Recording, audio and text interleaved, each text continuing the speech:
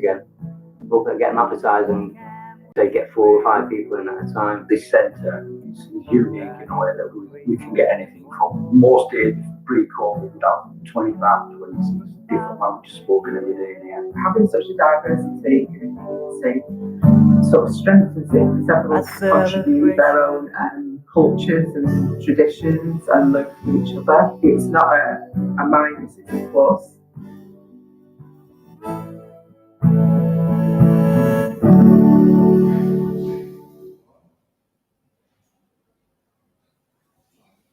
Good afternoon, Laura. Hello. How are you? Laura from the Jewish Museum Songwriting.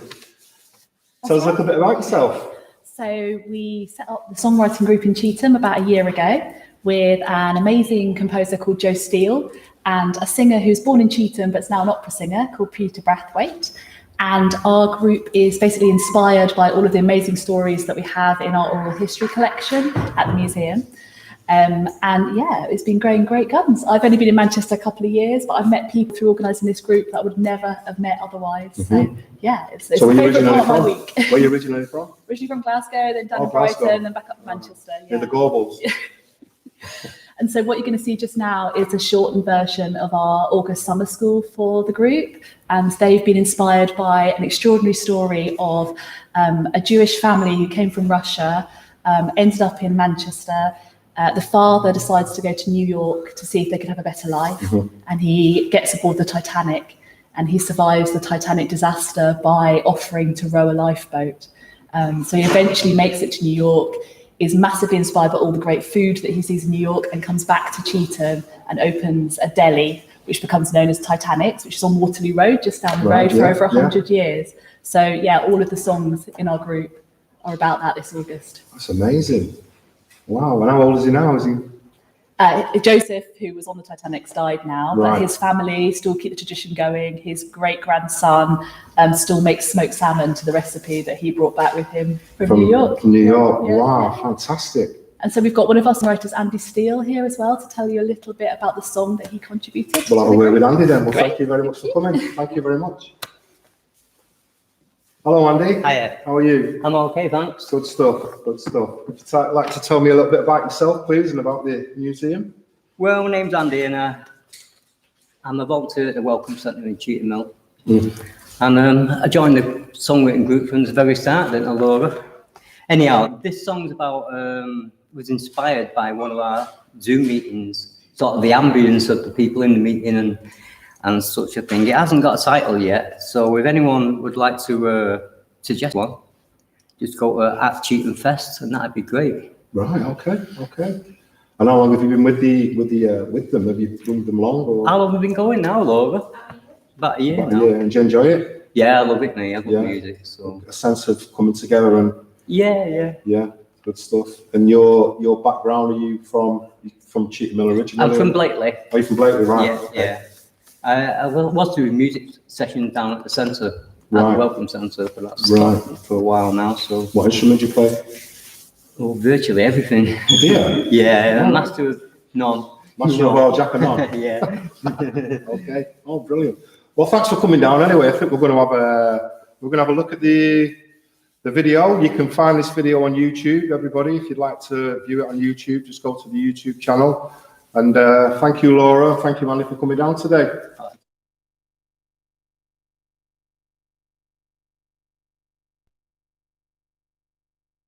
This song is inspired by the story of Harry Hyman. Harry was the son of Joseph and Esther, and they were a Jewish family who lived in Red Bank in Cheetham. Later in life, Harry came to the museum and recorded his life story for us, where he describes growing up in the streets of Red Bank and, of course, his great love of sports and swimming.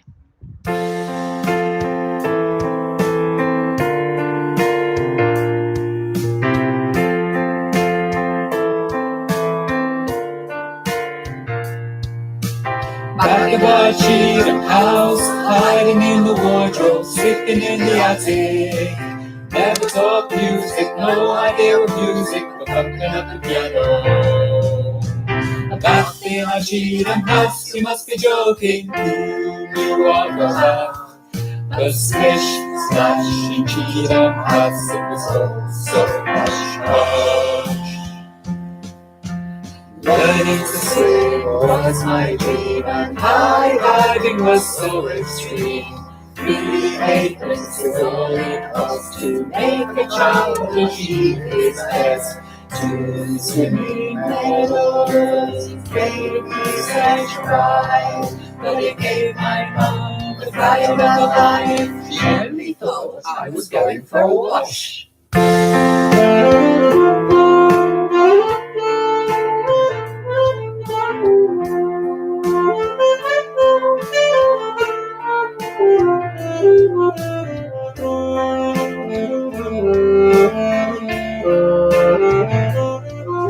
A captain of Cheetham House, you must be joking. Who knew of a half? The splish splash in Cheetham House, it was all so hush hush.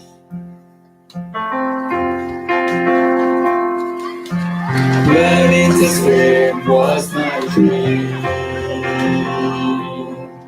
and the high diving was so extreme. 3 acres is all it costs to make a child achieve his best. 2 swimming medals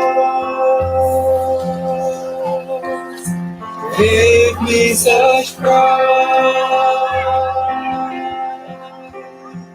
2 swimming medals gave me such pride.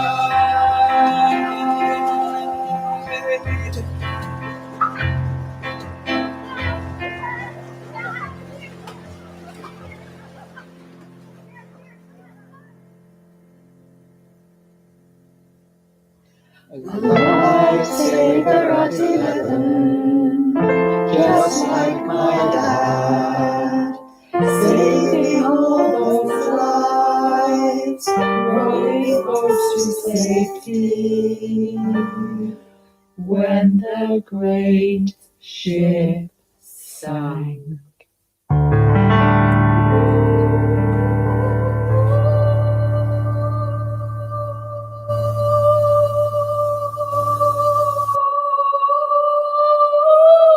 Joseph Hyman was born in Russia. He paid for a trip to America, but ended up in Glasgow. Life can be cruel, and people can be mean. Some will do anything, even steal your money. He saved every penny he could, and on the Titanic, a cabin he booked. And saying goodbye to his wife and kids, off he went, full of the joys of spring. Cold dark water, uplit bright, wild great liner descends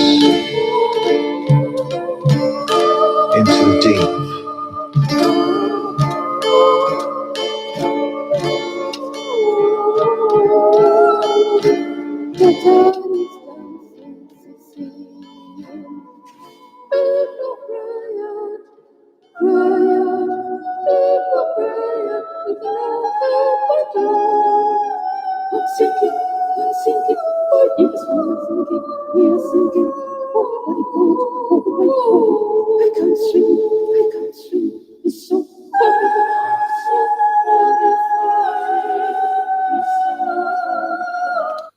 Welcome back. Before we play the next VT from the Crumsall concert band, who unfortunately are not here today, I'm just going to talk a little about myself.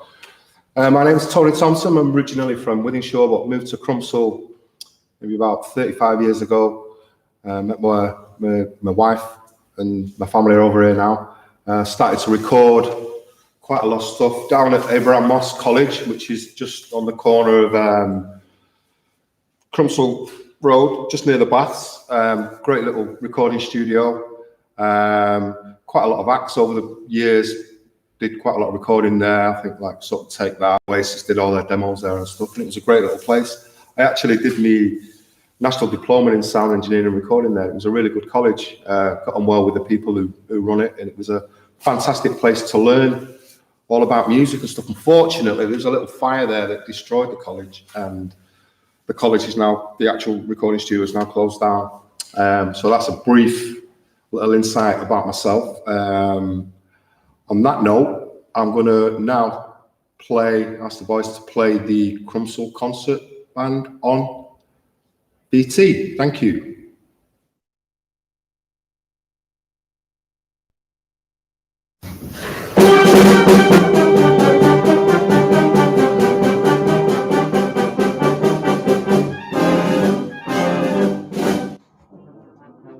Hi, this is Rob from Crumsell Concert Band. Following on from the Spring Fling video that we did for the end of May, we're privileged to be able to take part in this year's summer event with the CCF, and we wish everyone all the very best with their production pieces for this year's festival on the 13th of September. As a band, unfortunately, it's just a little bit too soon for us to do anything live. So once again, we're putting a montage together for you. And I hope you enjoy the pieces that you're about to hear. We've got When the Stars Began to Fall, Sunset, a rendition of the bugle piece that we used to commemorate VJ Day last month, and Queen on Stage, a selection of Queen classics. Hope you enjoy our performances, and hope to be very soon be able to get back to live rehearsals and even performances, so that next year we're able to take part in that respect. Thanks again to the organisers, and all the best for this year's event. Thank you.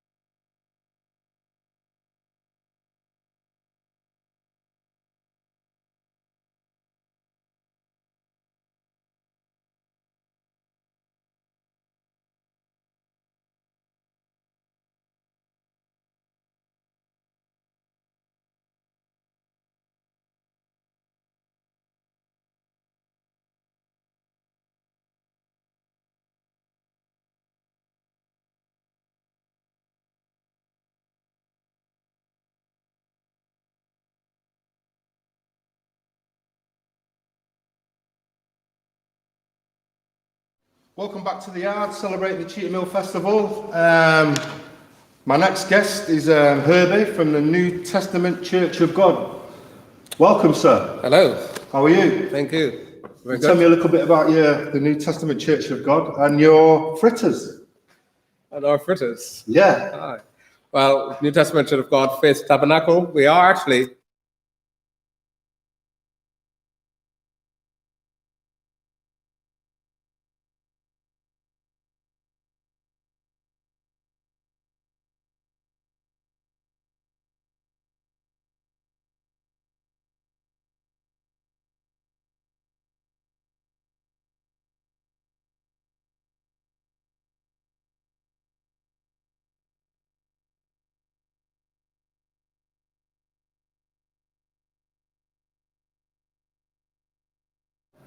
Welcome back to the yard to celebrate the Cheetham Hill Festival. My next guest is Herbie from the New Testament Church of God. Good evening, good afternoon, sir. Good afternoon. Tell me a little bit about yourself and the church, please. Well, I'm the senior pastor of the New Testament Church of God, Faith Tabernacle. We're based in Waterloo Road. Our church has been in Cheetham Hill since 1971 when it was established. In fact, it was organized in Cheetham Hill Road at the old town hall, and it's been going on for nearly 50 years. A small, growing congregation, but we've been doing quite a lot of work in the area over the years, and we've now moved to the former St. John the Evangelist Church in Waterloo Road that we bought in 2016, and then actually moved in May 2018. So that's where we are now, doing some great work. Yeah, and for the community, you've got a lot of congregation as well. Yes, indeed. I mean, some of the things that we've been doing over the years, really, apart from working together with churches together in M8, but also been part of activities, organizations such as the Cheetham Cultural Festival. We had the Heritage Days. In fact, next weekend is the Heritage Open Day, and we'll be having people coming to look at the church. The building, in fact, is a grade 2-star listed building, and that was built in 1871. So again, there's some nearly 150 years now the building been going, and in fact, we'll be looking to celebrate that anniversary next year, or been well. But it is something that we are mindful of about the listed status of the building, and that people always want to come to visit. So we're always putting on community events. We put on community barbecues, other open days, and really trying to work with the community as best we can. Good. Well, I think you did a great job, and I think we've got a VT. We're going to show a VT. We're going to go show a VT. Thank you for coming down, Herbie. Keep up the great work. Nice to meet you. Great. And thank you again. Herbie, everybody. Thank you very much. Thank you. Hello everyone, and welcome to the Cheetham Cultural Festival 2020. My name's Jenny. And my name's Lorna. And today we're going to prepare for you a Caribbean dish, which is Jamaican saltfish fritters. So we're going to show you how to do this dish. This is a saltfish pack. This is a packet of saltfish. We've had to use it, but this is 200 grams of saltfish. We've used 2 packets, and this is available in the World Food section at Tesco. Yeah, this is the saltfish. It's been boiled for 10 minutes in cold water.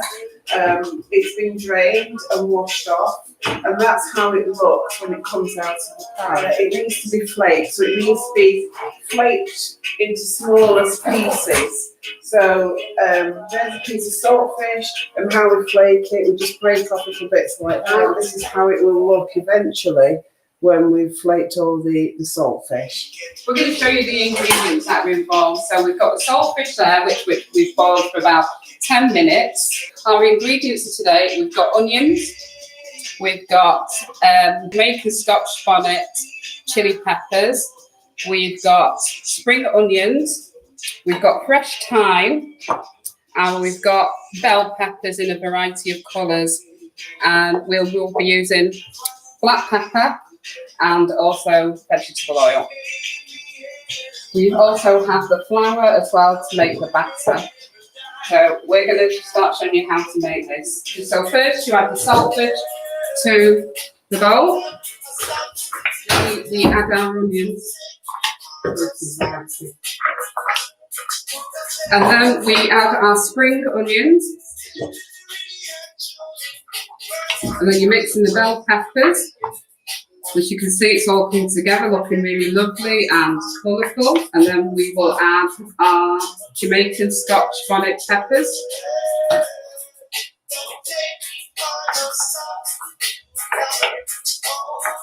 Now with this recipe, there is no science to it, so you can mix and match your vegetables. You can add tomatoes, you can add corn if you don't like peppers. And also this is great because our friend Adina, she used to cook it without the saltfish, and she referred to it as barefoot salt and barefoot fritters. So you can add corn, and also if you're gluten free, it's a great snack to have. You can add gluten free flour. You can see it's looking really nice and colourful. And we will now add our flour. Now there isn't any science to this, so we're going to make a batter now. So I've used 4 cups of flour.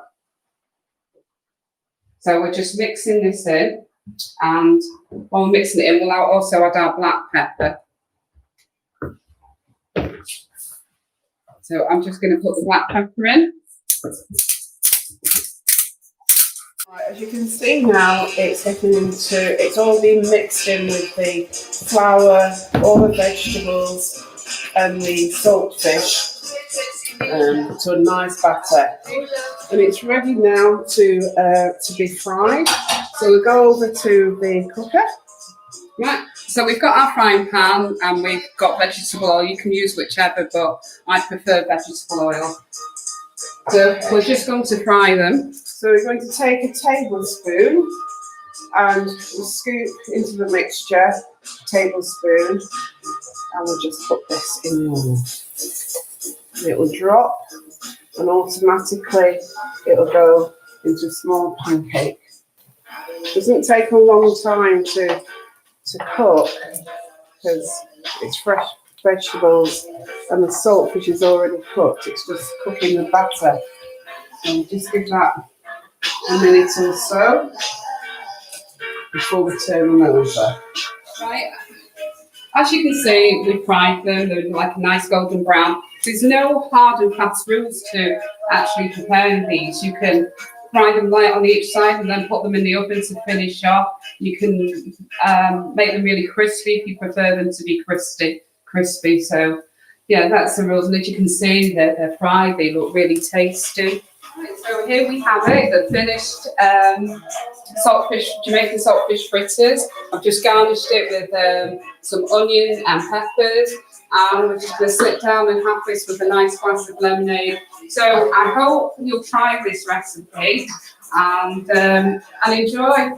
So have a great festival 2020. And take care. God bless everyone. Welcome back to the Yard, celebrating Cheetham Hill Festival. My next guest is a lovely lady from Tesco's, where I frequently shop, where I've been this morning to get me potatoes and cottage pie after. And her name's Poppy. How do you do, Pop? I'm very well, thank you. Lovely to be here. Good. If you could tell us a little bit about yourself and what you do for Tesco's and what you do for the community, that'd be great. Like I said, my name is Poppy. I'm the community champion in Tesco in Cheetham Hill. Basically, my role is to be able to help the community as much as I can. By giving donations, trying to raise funding for them. Our main aim with Tesco's is our bags of help.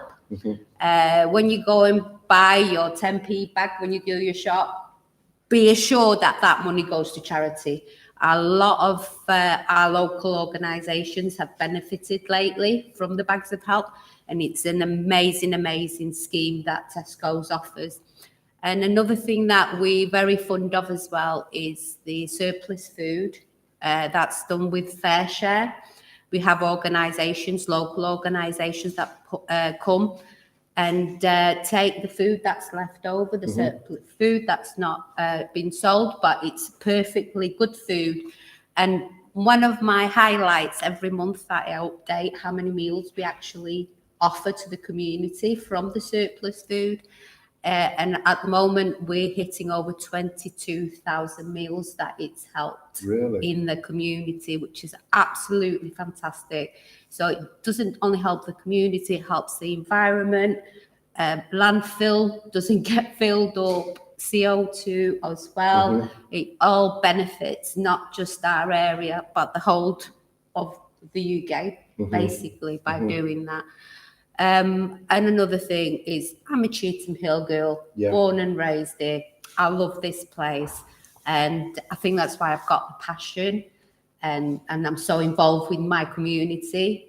And I'm grateful, to be honest, that Tesco's given me the opportunity of this job, because I can do it, and I can really help out there. From litter picking to a festival. What a brilliant thing today. Brilliant, absolutely. So you can sleep safe at night knowing that you're doing your bit for the community then. Definitely. I think that's a great thing. And the water in the car park. You'll be happy to know that will be sorted, yes. Right, well, thank you very much for coming down today. Thank you for having me. Telling us a little bit about yourself. We're going to go now to show your video on YouTube. So if you'd like to go over and watch the video on YouTube, and just like put your hands together. Thank you, Poppy. Thank you so much.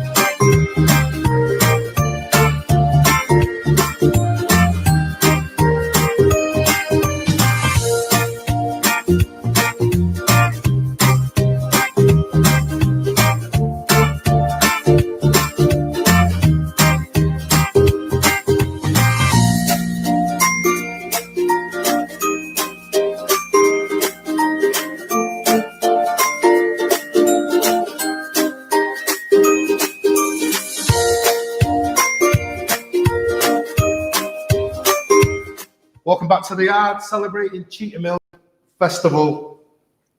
My next guest is Aaron from Trinity Church. How'd you do? I'm good, mate. How are you? I'm very well, thank you. If you could tell us a little bit about yourself and about the church. Yeah, so I'm Aaron. I'm the community worker for Trinity United Church, which is about halfway up Cheetham Hill Road.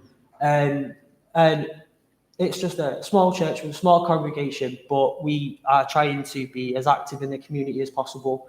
We see Cheetham Hill as a place where obviously the community, it's vital that we're supporting it, vital that we're there and we're playing our part to keep the community going. Our main aim is to support the community through creative workshops and using creative outlets for people's mental well-being. I myself have a background in music as a sound engineer, but I've done all sorts of jobs all over the place with creative stuff. And so we really see that as a powerful tool and something that, fortunately, my mum, who's the vicar there, can really use as much as she wants. Do the kids engage? You've got quite a lot of people that come down and engage in the workshops and take part? We only really started kicking it off about a year ago, and we started off with a fantastic creative writing workshop. We got a local writer called Jennifer Banks in to lead these workshops, and she's done work all over the place with all sorts of writing, and we teach people how to write, and that got a great response. And actually, we found that a couple of the people that turned up, it really did support the mental well-being, and they found it was something that actually they could go home and keep writing and keep working towards this story. Creative. And it kept them going. And since then, we've done things with gardening, we've done music projects and things like that, which have just been, they've been fantastic for keeping going. Brilliant. Well, if music be the food of love, play on. Play on. Thank you for coming down today, telling us about your church and what you do. Keep up the good work, because I think it's needed, and I think people in the community will appreciate what you do. And just keep going. And thank you very much for coming down. Brilliant. Ladies and gentlemen, Aaron, thank you very much.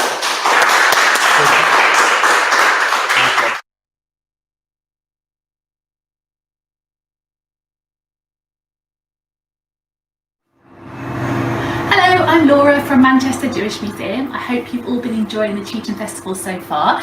Welcome to my kitchen. One of the fantastic projects that we are running whilst our building is closed at the moment is called Eat the Archives, and we're looking for people to get involved. So we're working with the amazing Leo Burton, who is a theatre chef, and he's going to be helping us to look at some stories from the collection and learn about them through eating food, which is of course the best bit. So if you're into food, if you're into history or stories, this is the project for you. One of the things I found since working at the museum is the amazing range of Jewish foods that I've got to taste. And the first one that you'll hear about today is something called barekas, which Eve and I, who are the most worst cook in the world, had to go out this weekend, and they've come out really good. So I'm going to let you find out more from Leo, and hope to see you soon. Hello everyone, this is Leo Burton. I was hoping to be able to join in with the Cheetham Festival this year from my garden, but as you can see, the weather made other decisions. As Laura explained in her really wonderful introduction, I describe myself as a theatre chef. And in short, what this means is what interests me most about food and cooking is the stories that come with our dishes. And today, the story I would like to tell you is about barekas. These delicate triangles of thin phyllo pastry are called barekas. They are a popular food in Sephardi Jewish cuisine and also found throughout the Mediterranean, from Greece to Morocco. They can be made in a diversity of shapes and with a diversity of doughs and fillings. This triangular phyllo version is most often filled with spinach, egg, and feta cheese. In Israel, rabbinic law determines that barekas made with puff pastry and dairy must be triangular. Barekas made with phyllo pastry and dairy, however, must be snake-shaped. This is in order to avoid breaking the kashrut law, which requires observant Jews to avoid eating dairy and meat products together. Barekas are one of my all-time favorite foods to both eat and prepare. And that's because if barekas are on the menu, it means that I have at my disposal two of life's undeniable luxuries, both time and company. You see, barekas are an exercise in patience. Although the filling comes easily together in a few minutes, The preparation of each pastry strip is, although a simple process, it requires you to attend to it with care. You first need to cut the dough to size, being careful not to tear it apart, then lightly brush it with butter or olive oil. It will almost certainly take a few tries to measure out the perfect amount of filling before you can proceed to the delicate act of folding. Finally, a simple egg or oil wash is required so you can sprinkle your choice of sesame seeds, nigella seeds, or za'atar and start all over again. Burekas are best suited to being made in batches of several dozens at a time for a crowd or to keep in the freezer for a future occasion. They're always best made with a friend or loved one, taking time to chat as you focus in on the mechanics of filling, folding, and brushing, letting yourself be guided to the soothing, mechanical, and almost magical rhythm of burekas. The care and patience required to make burekas can barely be guessed in this photograph of Annie Conway. As is often the case with ordinary people's stories, the information that's available to us in official records is limited. In my work with Manchester Jewish Museum, I've been fascinated by how, when we try to find out a little more about the people who make up the collection, we begin to see a much bigger picture. You see, what the photo doesn't show is how the story of Annie and her burekas is in fact a story of finding out how to belong in a changing community. Annie Conway was in fact born Mary Ann Moore in 1907, and she became a convert to Judaism when she met and married waterproof garment maker Harry Cohen in 1936. The Cohens later changed their name to the anglicized Conway, and over the years, Annie becomes a key member of the congregation at the Spanish and Portuguese synagogue, which now houses the museum. As a talented embroiderer, she makes cushions for the synagogue, and she's responsible for upholstering the ark doors. These photographs are thought to have been taken in the 1960s when the modest Jewish population of Cheetham Hill was dwindling, with many people relocating and attending shul in South Manchester instead. In these photographs, Annie's burekas are served during Hoshana Rabbah, the culmination of the harvest festival of Sukkot. Hoshana Rabbah is a joyous time of praying for a healthy and prosperous new year. A simple parcel of spinach, cheese, and egg, meticulously prepared for a big feast for a small crowd. In Annie Conway's hands, the bureka is but a small clue of the dedication Annie brought to a community she did not originally belong in.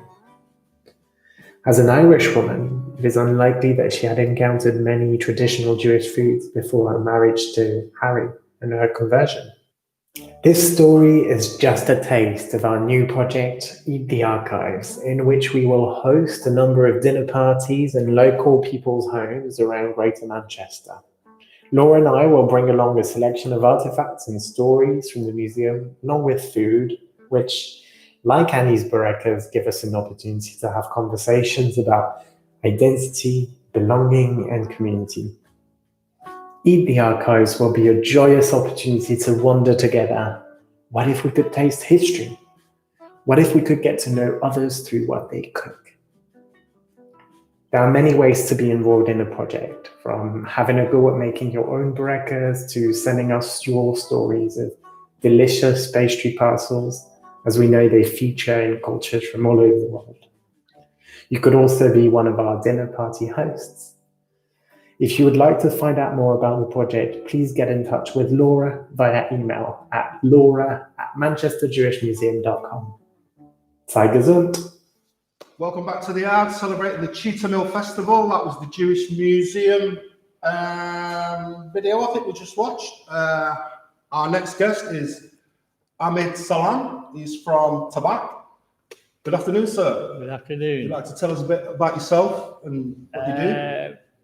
My name is Ahmed Salam. I'm an interfaith worker, volunteer worker, over 35 years, working in various different communities. Currently, the Cheetham Festival came the beginning of 2000. Started from Reverend Daniel Burton and my late father. We wanted to create a unity that every faith representative work together and despite what's going on in the world, we want to unite in Cheetham Hill. Now we have the biggest continent, global people living in Cheetham Hill, which I'm proud. We're here for each other. That we should have no unity together. That's one thing is, religion should be have unity together, not anything bias. And that's what creates the war. What's happening in the world, we want to show them that we are united and we care for each other, and then we do each other's understanding of what culture means. And in the mosque we do homeless, feed the needy. We have the madrasa, which we have about 600 kids coming every day. Currently, with the virus, we stopped, and we have boys and girls youth club, and we have Islamic studies for boys and girls and men and women, and we're here for this community. Mosque is not for just praying for 5 days. Mosque is open for everyone. That we do all kind of community work, and same with churches, and synagogues, and gurdwaras. We have united together. The understanding we're giving each other services, and this is the culture, society, community work we do. We have understanding of each other. Very good. Well, I think you're doing a great job. Keep up the good work. Ladies and gentlemen, Hamid Salam.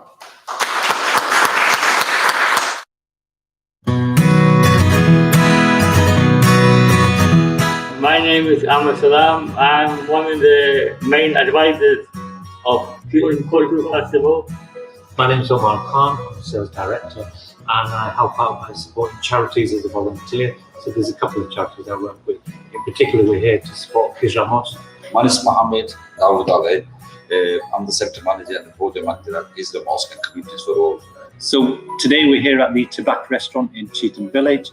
We're here to pack up some food parcels to distribute to the local community. The food parcels today that we're preparing will be going to Cheetham Hill, and as far as South Manchester as well, and people on the streets of Cheetham Hill, and some of the volunteers that help out with needy projects. Cheetham Road, in particular this area here, Cheetham Village, it's the most diverse road in the whole of the United Kingdom. Previous festival, we gone to 3 different chairs.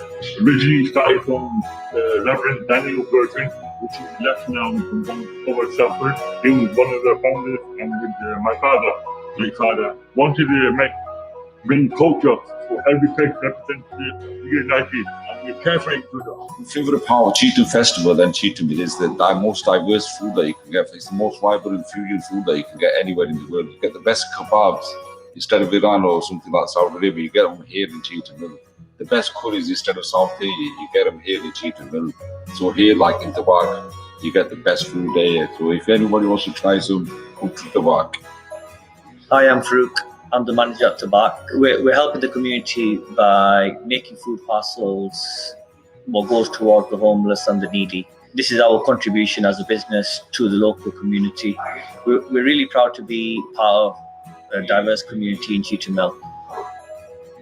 Welcome back to the yard in this great afternoon, celebrating Cheetham Hill Festival.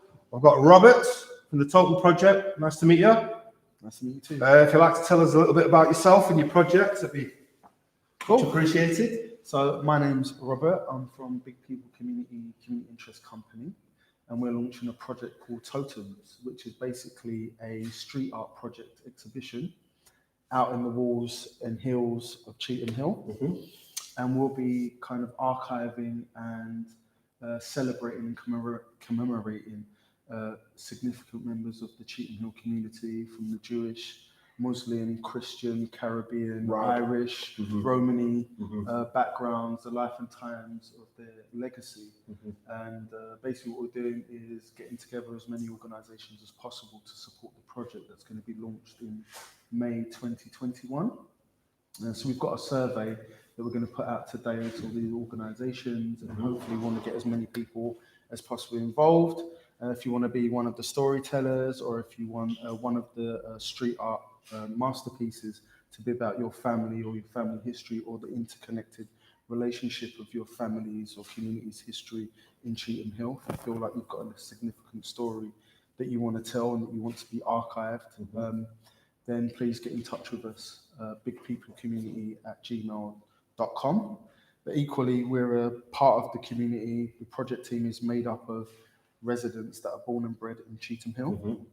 And we'll be working with the various organisations such as the Jewish Museum, the mosque, the church, Royal Exchange, and so many more organisations like the Yard to participate. Brilliant, brilliant. Well, I think we can go to the, have a look at the video on YouTube. Ladies and gentlemen, will you put your hands together, please, for Robert?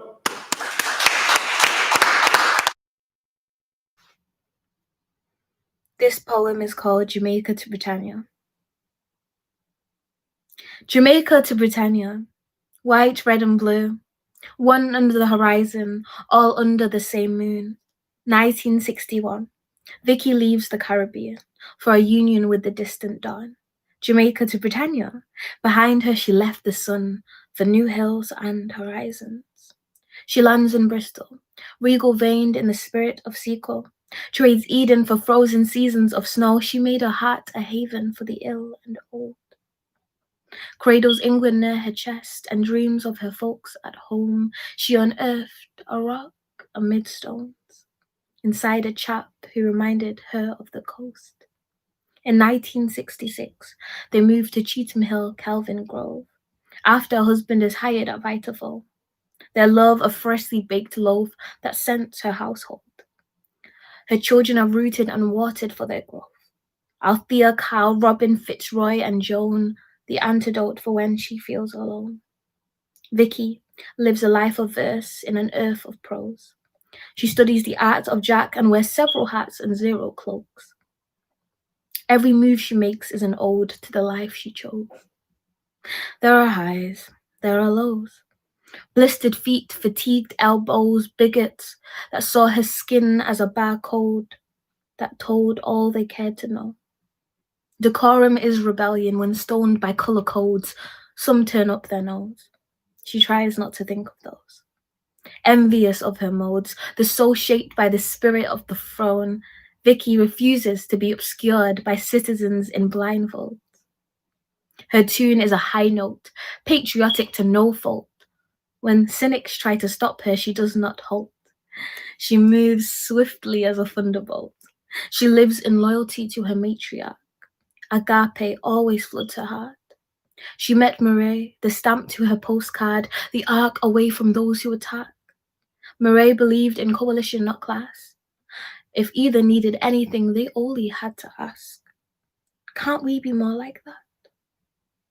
Jamaica to Britannia, white, red and blue, one under the horizon as one we will boom. Jamaica to Britannia, white, red and blue, one under the horizon as one we will boom. Jamaica to Britannia, white, red and blue, one under the horizon as one we will boom. Jamaica to Britannia, white, red and blue, one under the horizon, all under the same moon.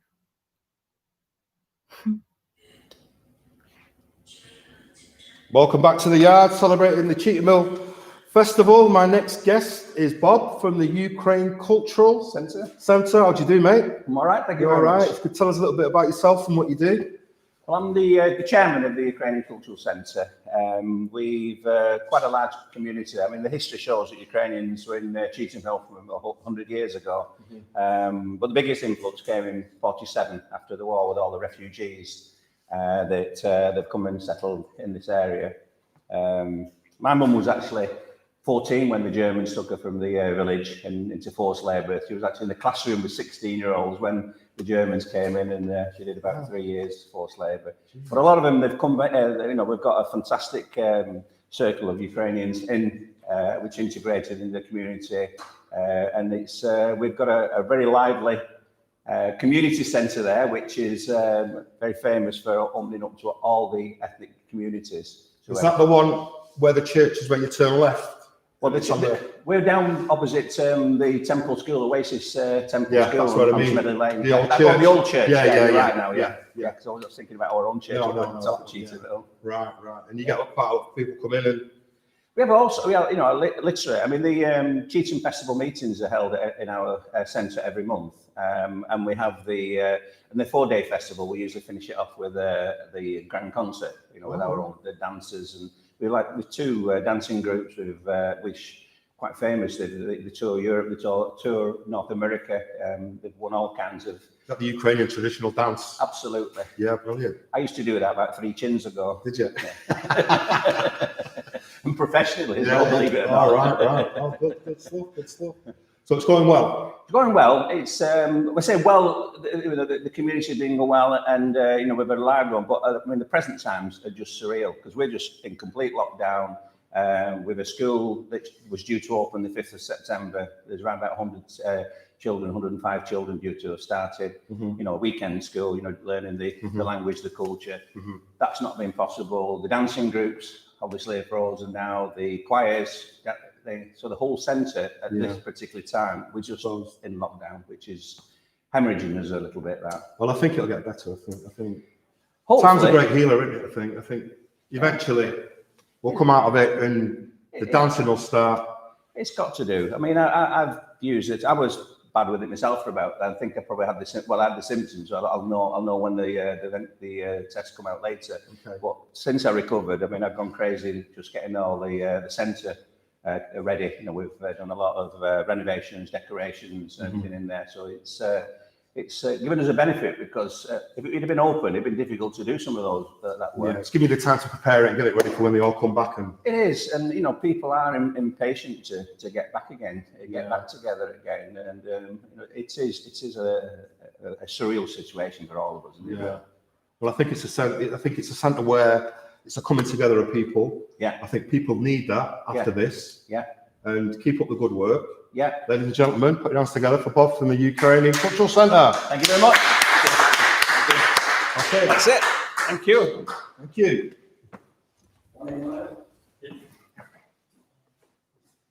Bob. Yes. Robbins. Bobbins Ross. Bobbins Ross, how you doing, mate? I'm not bad, mate. You? I'm very well. How are you? Yeah, I'm okay. Yeah, a bit hot in this park, but I can't reveal who I am, so I've got to stay secret. Well, I'm Tony. Anyway, welcome to the yard and welcome to the thank festival. you. It's surreal times, but we're trying to do our best. Tell us a little bit about yourself.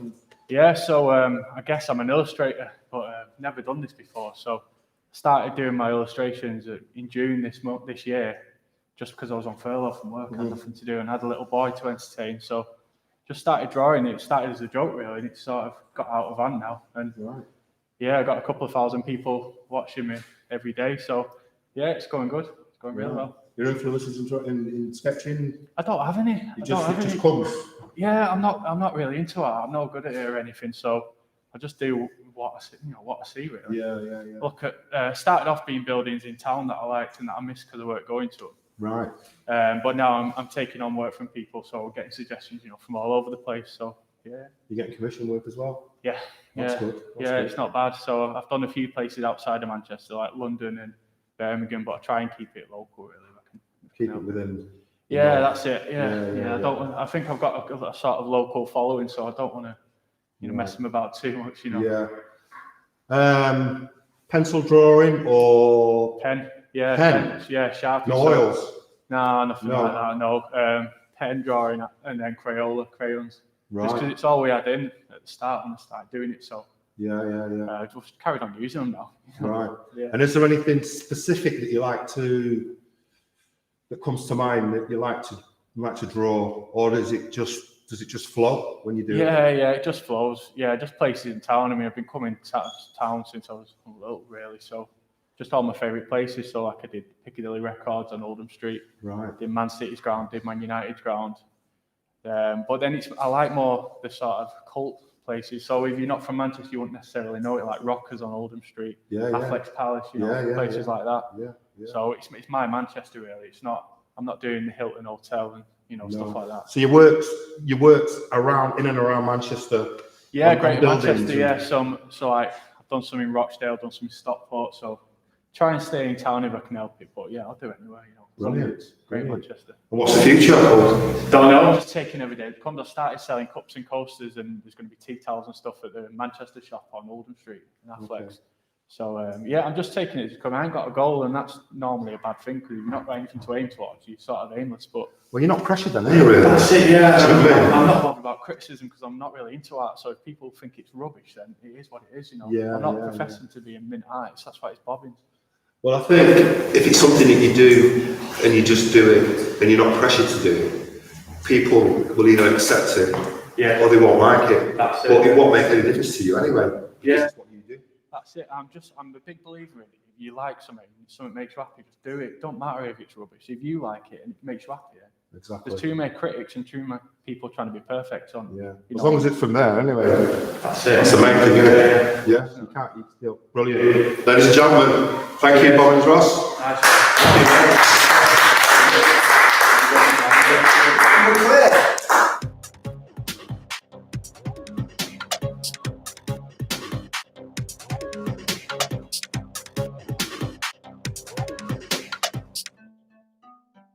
First became interested in illustration. Well, I'm not really, to be honest. Don't like art, I think it's rubbish. But I started doing illustrations during lockdown because my little lad was driving me mad and he wanted something to colour in. I think the reason I've gained a cult following and my Instagram's taken the hell out of everybody on Instagram. Literally go through Manchester Evening News, follow everyone that follows them. I think if you chuck enough at the wall, somebody will stick. So that's what's happened. I think people like my stuff as well, but I'm going to say that's how I've done it. My working process when I'm creating my illustrations is go to Asda, get my paper, £2 for 20 sheets, go home, put the kettle on, make a brew, a bit of milk, and then sit down at the table, get my lad's colours off him, and he'll come in. Oh, Dad, I want my colours back. Oh, no, do one. I'm the artist now in the family.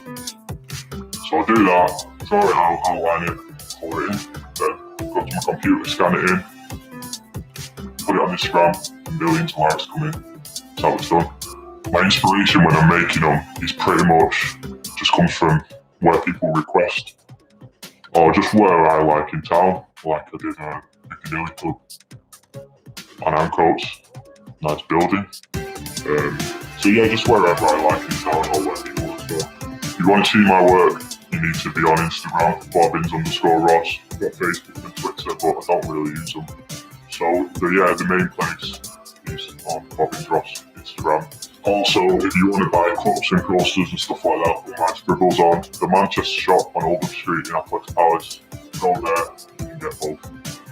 And great Christmas presents and all.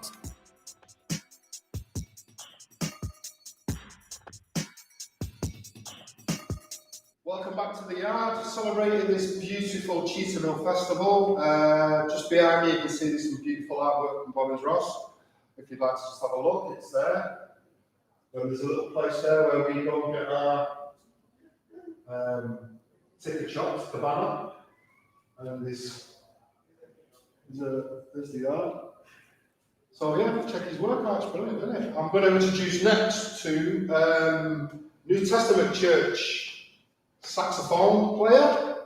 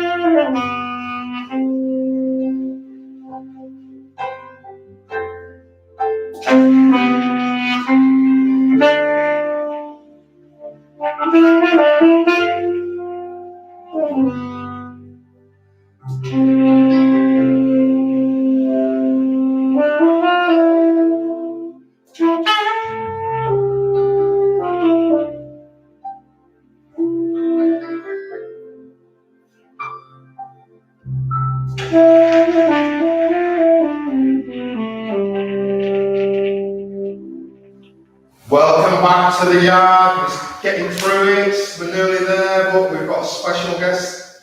My next guest is Mary quite contrary as you garden grow. Miss Mary Bird, ladies and gentlemen. Good afternoon. Good afternoon. I love your work. Thank you. We met earlier on in the week, didn't we? We did, yes. Yeah, if you could tell us a little bit about yourself and your work and what inspires you. Yes. That's great. That's great, yeah. Well, I was born in Cheetham Hill. That's why I come back to sketching. and you've seen some of the sketches maybe in the background there.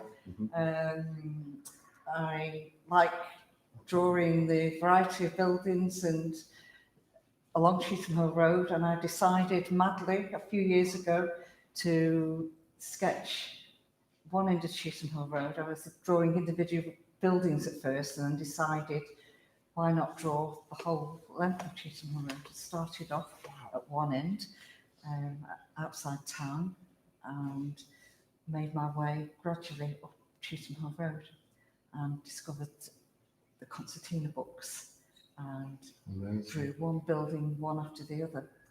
And I only started sketching 4 or 5 years ago after I retired from work, and I worked as a nurse for years. That's right, you told me that in the week, yeah. And never picked up a pencil in all of that time, except to go to a few evening classes, which usually to get away from work, switch off, get out of the house, not do lots of other things that you should be doing at home, boring things. So went to an evening class odd time, and when I retired, which was on ill health grounds, couldn't go back to work, so I decided to take up sketching. Part of the sketching was with the Manchester Urban Sketchers, who are a group of very talented people that go out on a monthly basis and meet up as a group and sketch, surprisingly, buildings. And I thought maybe I was the only mad person doing this, but obviously not. It's a group of people that range from very good artists to people that just do it as an interest. And some people are very technically minded and do it as are architects, as people just do it for interest. So it doesn't really matter. You meet up and it's a social occasion. I meet up once a month in Manchester. I joined this group, and then my inspiration and aspirations inspired from there. And how do you, I mean, I've looked at some of your work. We had it laid out there in the week. And it was literally the length of the hall. When do you sleep? Lots of times then. You get to sleep then? Yes. Because it must take you, I mean, one of the works, which is at the back here, I think, is that the full version? There's another version which stretched the whole length of the hall. That must have took months. Do it gradually in pieces and just go out and maybe do a couple of buildings. Sometimes if it was raining, obviously you just do the bare bones of it, and sometimes colours I did later at home. But most of it's done on location, and actually the Urban Sketchers Manifesto, which is a worldwide organisation, it's not just the Manchester Urban Sketchers. You'll actually find one in every city in England, and you'll actually find one maybe in every city in the world. And we've had international meetups, actually been to Porto, Amsterdam last year, so it's go away and meet fascinating people from all over the world. Brilliant. Is it something that you've always done, or is it something that you just started to do once you finished work? Just started when I finished work, and just like I say, accidentally discovered this amazing group of people. Well, I think it's fantastic. I think you do a great job. Your inspirations, do you have any inspirations in your work? Or is it just Yeah, there's all sorts of illustrators and artists out there. There is an association of architects and artists and people that do this. They do other sort of artistic work as well as sketches, particular type of work. And like I say, there's no particular way that you have to do it. It's up to you how you get it. When you have a throwdown at the end of the meeting, you can have 40 people doing one building, all in their own style. Oh, right. It's quite interesting to do that. I noticed quite a lot of your figures in, I looked at some of your figures in the one that was laid out in during the week, and resembled Ellis Lowry. I thought your figures. Yeah.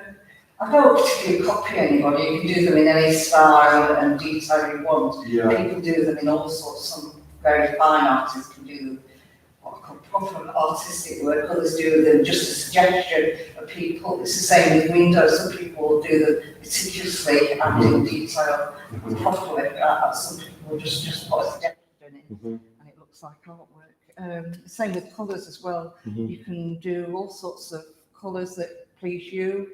and are attractive. Others will make it look like a fairy tale castle. And, you know, if you look at some of the buildings, there you think, well, that's not Cheetham completely. I will put in all the street furniture, the odds and the bins, and the things that you see that are there. Also, it's recording the culture of the place, the feeling of the place. You sometimes like to put down the smells and you know what you're seeing out there. So it captures what's there at the time. Also, it's a historical recording as well. A lot of those buildings and shops have changed since I started doing it 3 or 4 years ago. I've done both sides of the road, from town all the way up to the top of Cheetham Road, something like 4 miles of Amazing, absolutely. Well, I think your work is absolutely amazing. I'm glad I met you up, and I'll be keeping my eye on your work. I think we're going to go to look at a video on YouTube of Mary's work. Ladies and gentlemen, will you put your hands together, please? Mary, thank you very much, Mary.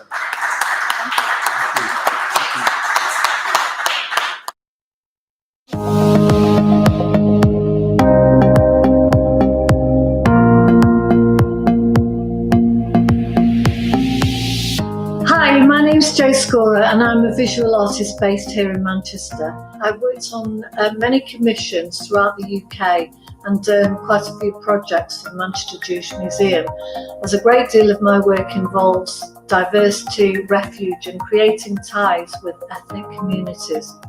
So I'm very happy and excited to work on this project for the Manchester Jewish Museum. So the textile group is a perfect space for those who'd like to learn new skills or brush up on ones they already have in a supportive environment. As well as being multi-faith, it welcomes anyone regardless of their experience or expertise. We have around 19 women at the moment, and the aim of the project is to showcase the skills of participants and reflect their cultural diversity. To create a banner that will be hung in the newly renovated Manchester Jewish Museum, which opens next year. So this is what I've done so far. I've asked the women to write a little bit of text about themselves and to draw a very quick illustration of themselves so we can all start with the same objective.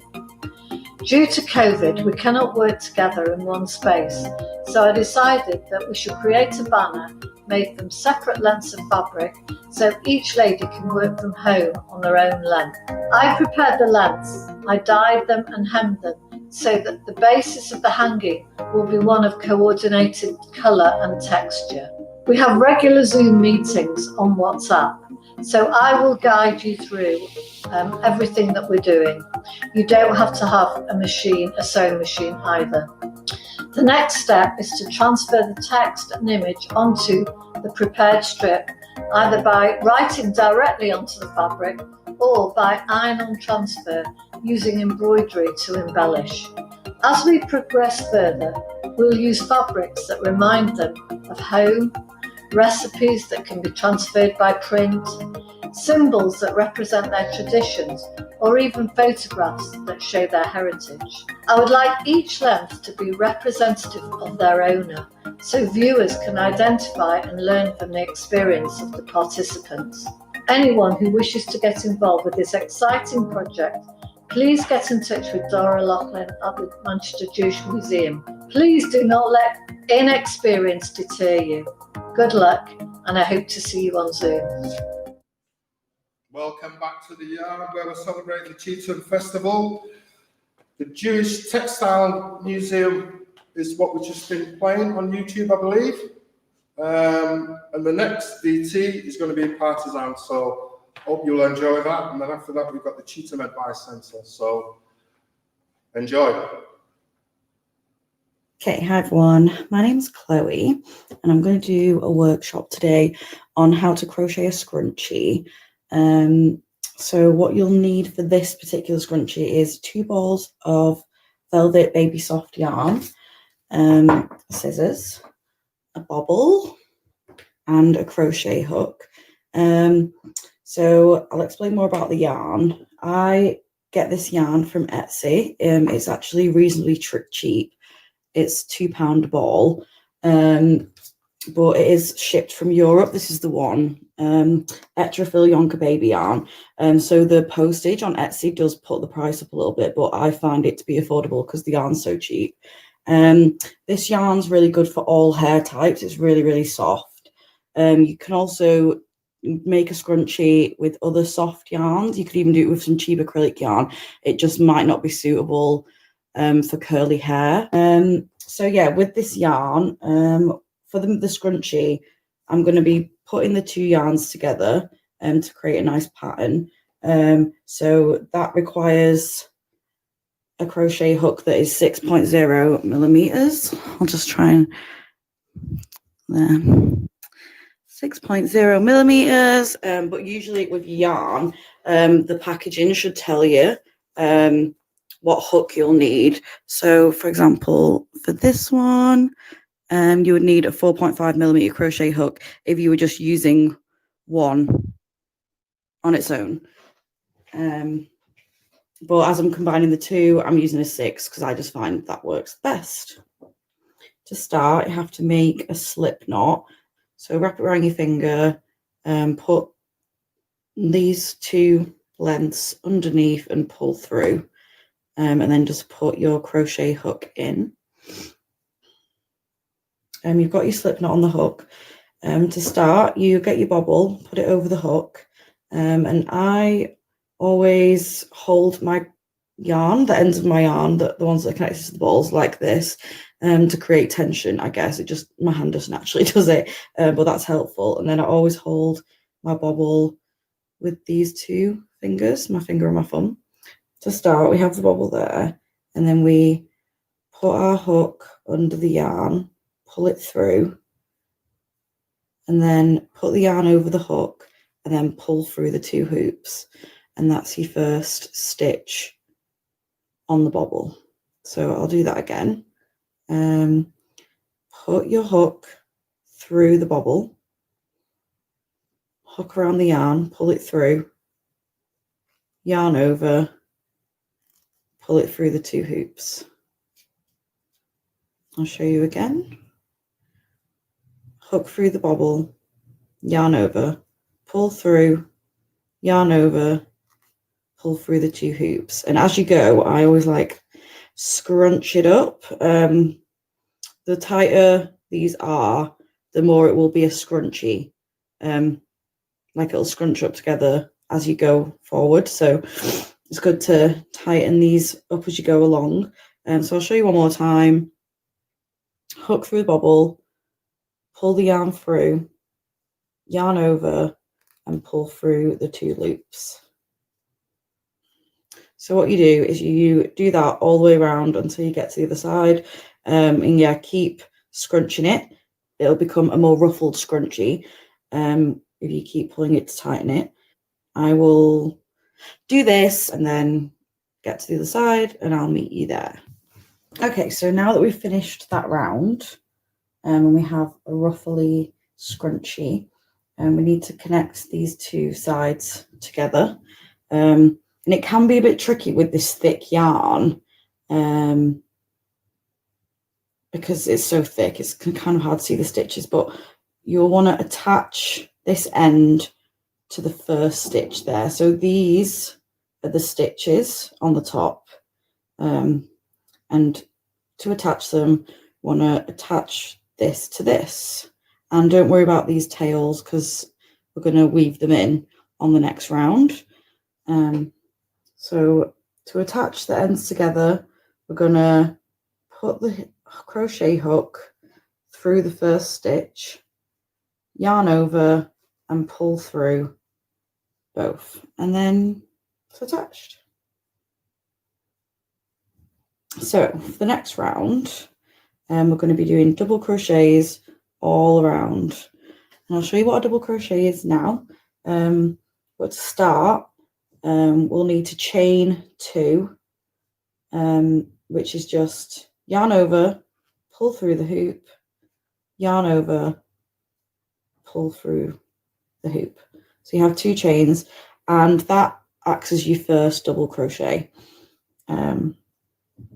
And yeah, just in regards to the tails, you want to maybe keep hold of them with your finger and thumb and hold them against the scrunchie, because we will be weaving them in. We'll want to be going round the scrunchie into these stitches. So we'll do a double crochet into each one of these stitches as we go around, which again can sometimes be hard to identify because of the thickness of the wool, but you should be able to see because they're like the little V stitches almost. So hopefully that's helpful. So yeah, for our first double crochet, hold your tail ends and hold them against the scrunchie. Okay, put your yarn over your hook first. So yarn over first this time. Then put your hook through that stitch, and also make sure the tails go over the hook as well, because that will help crochet them in.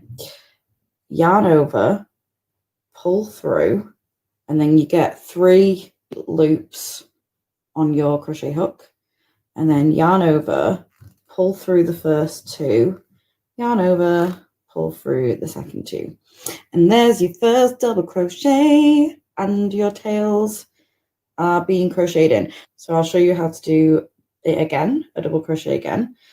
This time we're going into the next stitch, which is this one. So hold these, yarn over the hook, push it through the stitch, make sure you've got these tails underneath there as well, yarn over, pull through, and then yarn over, pull through the first 2 hoops, yarn over, pull through the second 2 hoops. So we're going to go through this stitch next time. So get your tails there, yarn over, push through this stitch, hold your tails in, yarn over, pull through, and you've got 3 loops on your hook, yarn over, pull through the first 2, yarn over, pull through the second 2. We'll do it again. So yarn over, hold your tails, we're going to go through this stitch, go through the stitch, yarn over, pull through, and you've got 3 loops, and then yarn over, pull through the first 2, yarn over, pull through the second 2. So as you can see, the scrunchie is forming. So this time we're going through this next stitch.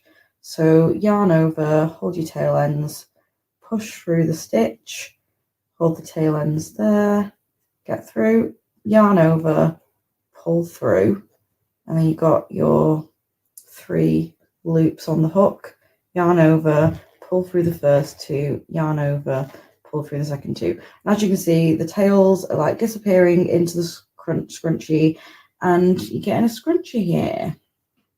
So what you have to do is just do this, repeat this all the way around on each stitch, and then I will meet you at the end and show you how to finish off.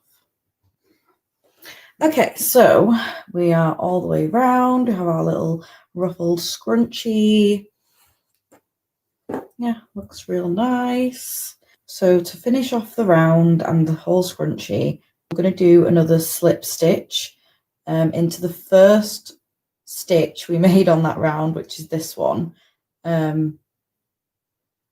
So for a slip stitch, put your hook through the first stitch, yarn over, pull through, and then you're going to pull it through again, and then it's all attached, as you can see, and that will be how we fasten it off. And it doesn't seem potentially secure, but with crocheting, in order to get the most security, we need to leave a bit of this and then weave it in. So what I'm going to do is take my hook out and probably give about that much, cut it off, pull it through, tighten it, and then we're just going to weave this in back into the scrunchie. So you can either do this, I like to do this with my same crochet hook because the yarn's so thick, it's just easy to do it with this, but you can also try and do it with a small crochet hook, or you can do it with a needle probably not with this thick wool, but if you have with this thick yarn, sorry, but if you have another type of yarn, you could do it with a needle. Some people do. But yeah, I'm going to use this crochet hook, and I want to weave my yarn in so I can weave it through this part, because it feels like that will be the most secure.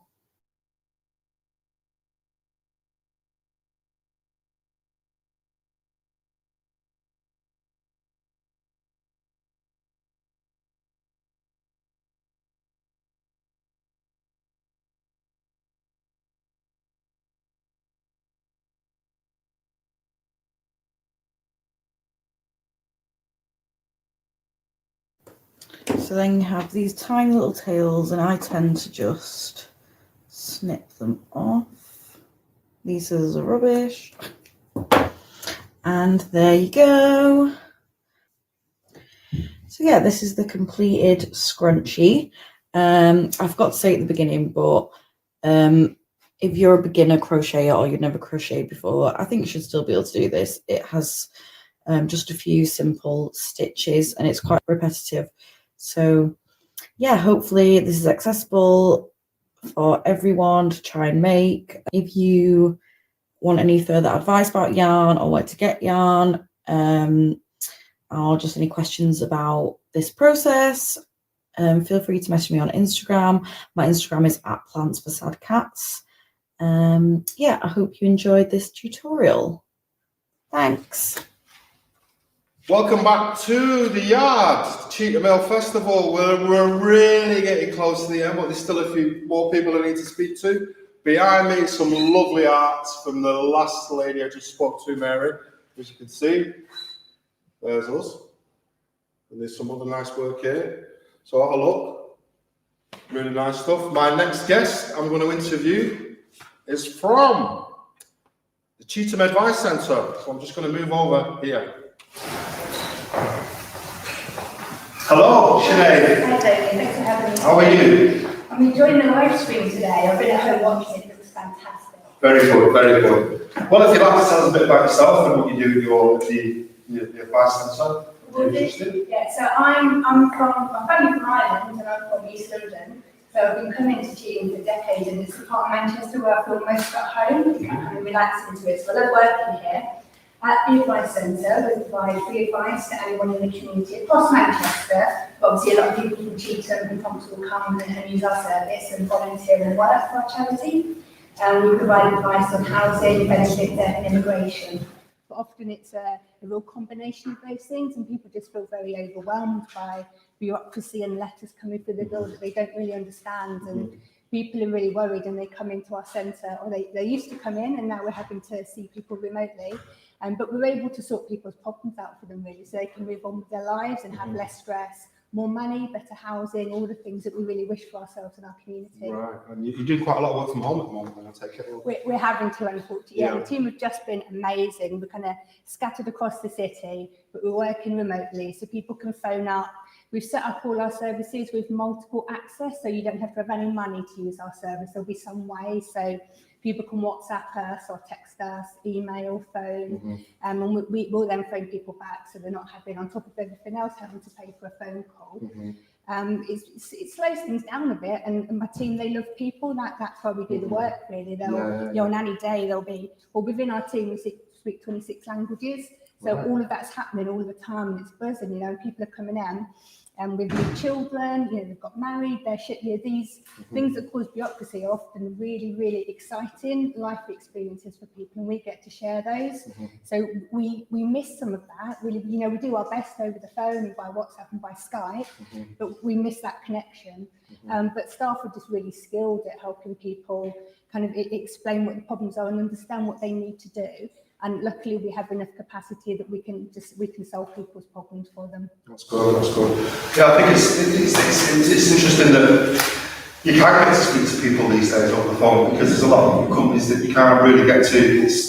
You have to dial this number, you have to press 2, you have to press 3, and I think it sort of like frustrates a lot of people really that they can't really, as opposed to meeting somebody one-to-one, not have that conversation with that person on the phone, as opposed to listen to what you need to do on a telephone. I think I think it's important that you keep that connection.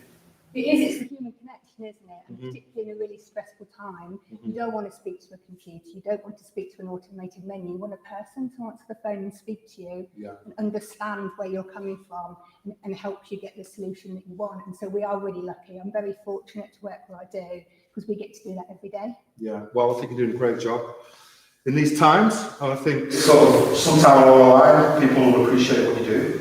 Keep up the good work. Local people appreciate it, I know that for sure. And so today is such a special day, and normally it would be a weekend of celebration about the culture in Yeah. Cheetham Hill. Mhm. It's just, it's such a key core part of who we are as people. The food we eat, the music we listen to, what makes us dance, the languages we speak, and those things are so important. And often, kind of what we find is that when people are weighed down by practical problems, they can't live the true version of themselves. And if you're worried about being able to buy special food for a celebration or having no nice clothes to wear, it stops people engaging with the community and with kind of living their best life, really. And so we feel very fortunate to be able to do that on a daily basis. But an event like Cheetham Cultural Festival is an opportunity to all come together and to celebrate this community that we work in and live in. Absolutely. Well, I think you're doing a great job. And thank you for coming down and explaining what you do, and keep up the good work. And ladies and gentlemen, put your hands together, please, for Sinead. Thank you very much.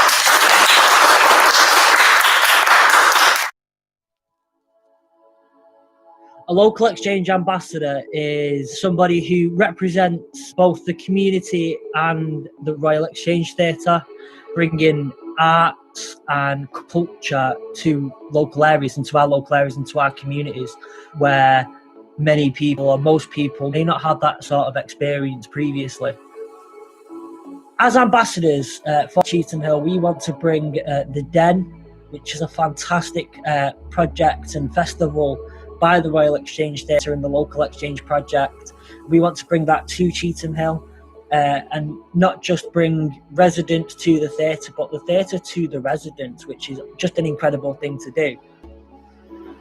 They're working with us to programme the Den. They're working with us to develop activities that will happen in there, as well as work from the Royal Exchange which will go into there. And they're also the people that will help bring the community together to celebrate in this festival and to come and see the work. Before this, I was very little involved in anything that's going on in the community, but through this programme it's opened up many doors for me to get involved and give back something to people that do need it. Coming from an ethnic minority background myself, I know a lot of my family haven't been, like my mum's never been to the theatre, and I think it's important to experience these sort of things because the joy that I get visiting the theatre, I'd like to give that to the community, and by offering these free tickets that we've got that privilege to help these people get out there and experience something completely different that they wouldn't have experienced before. The people that we meet with, the ambassadors, are a fantastic representation of the community that we do have, but they are all fantastic individuals. That also goes for the ambassadors in Lee and in Tameside. They're all fantastic people. I kind of get that community and that love and that passion for the arts as well from being an ambassador, and also actually the fact that a company or an organisation like the Royal Exchange Theatre actually cares and actually believes in what they do and what you're doing as well as an ambassador for them, and it's such an incredible feeling.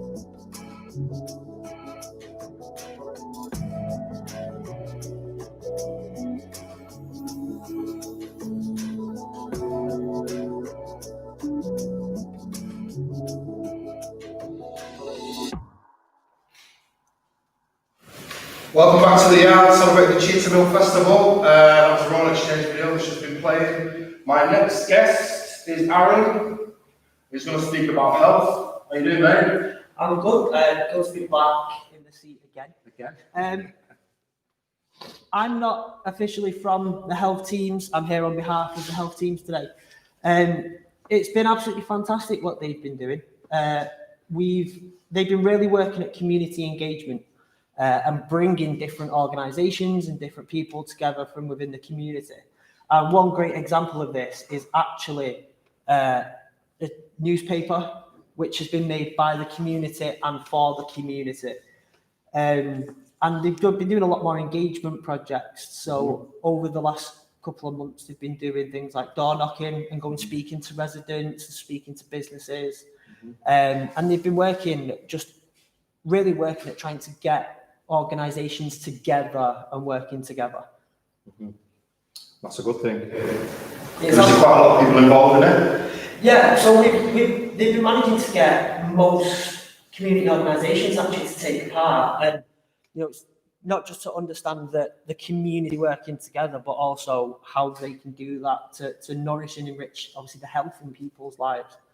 And that's just been absolutely fantastic, because it's been a long time coming to see so many organisations working so closely together by working with the health teams and getting involved in different projects. Under a lot of pressure as well, I imagine. Yeah, just a bit of pressure, but with things like that can help some people thrive under that pressure. And when there's that much pressure, I think that's when we need people like that needed the most. Absolutely, absolutely. Ladies and gentlemen, will you put your hands together, please, for Aaron?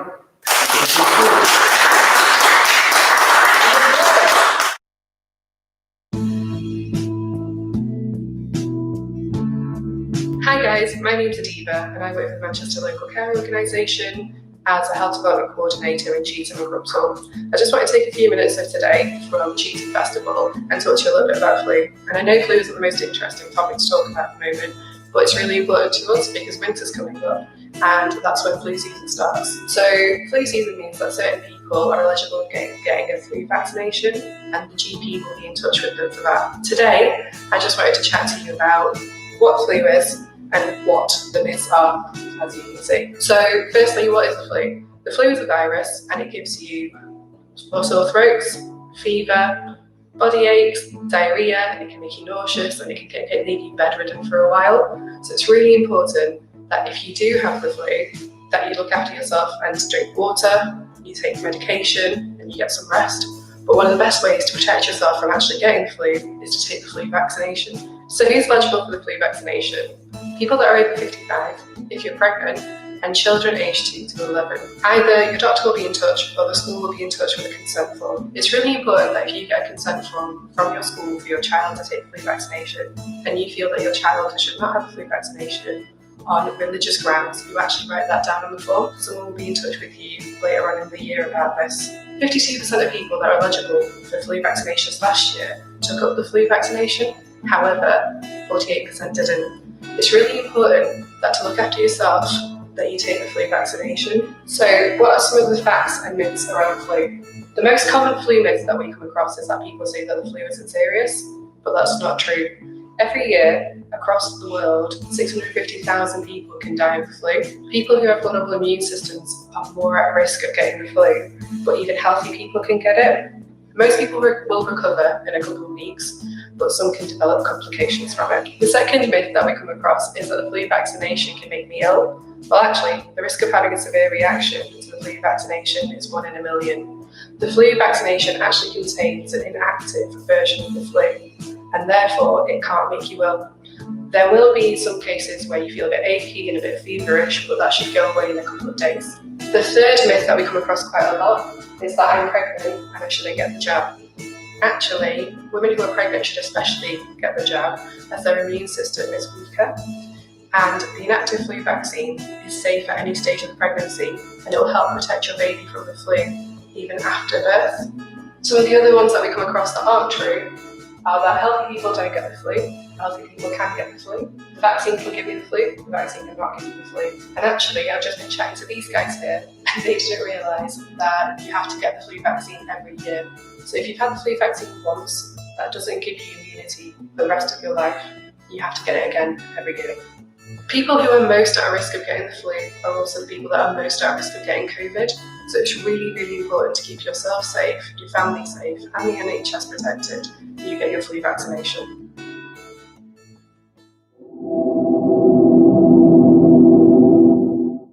Hello everyone. I'm a local GP in North Manchester, and I hope everyone's staying safe, staying at home, helping protect the NHS and helping save lives. Going through some unprecedented times, and it's very difficult for everyone. I just wanted to assure everyone that the NHS is fully operational in supporting patients with all medical conditions, so patients can access the right healthcare at the right time. So that might mean phoning NHS 111, phoning your GP, or in an emergency, contacting 999 or going to A&E. As a GP, we are consulting with patients differently. That might mean through telephone consultation, video consultation, and in some circumstances bringing patients face to face. Rest assured, we are here to support all patients with all medical conditions. Stay home, protect the NHS, and save lives.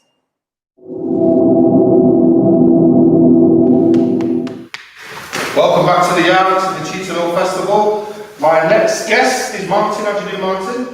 He's from the Cheetham Crumsall Heritage Centre. You'd like to tell us a little bit about yourself and where you met the group? It's Society, not Centre. Oh, Society, sorry. It came about as a direct result of the Spring Fling in 2015. And I was at the Ukrainian Cultural Centre watching at the open day they had there. And somebody had a sort of newspaper that had been printed, just a one-off local newspaper, to see if there was a possibility of getting something like that going on a regular basis. I think that was the idea. And I've always been interested in local history. I'd run a local history group previously when I was teaching at Crumsall Lane.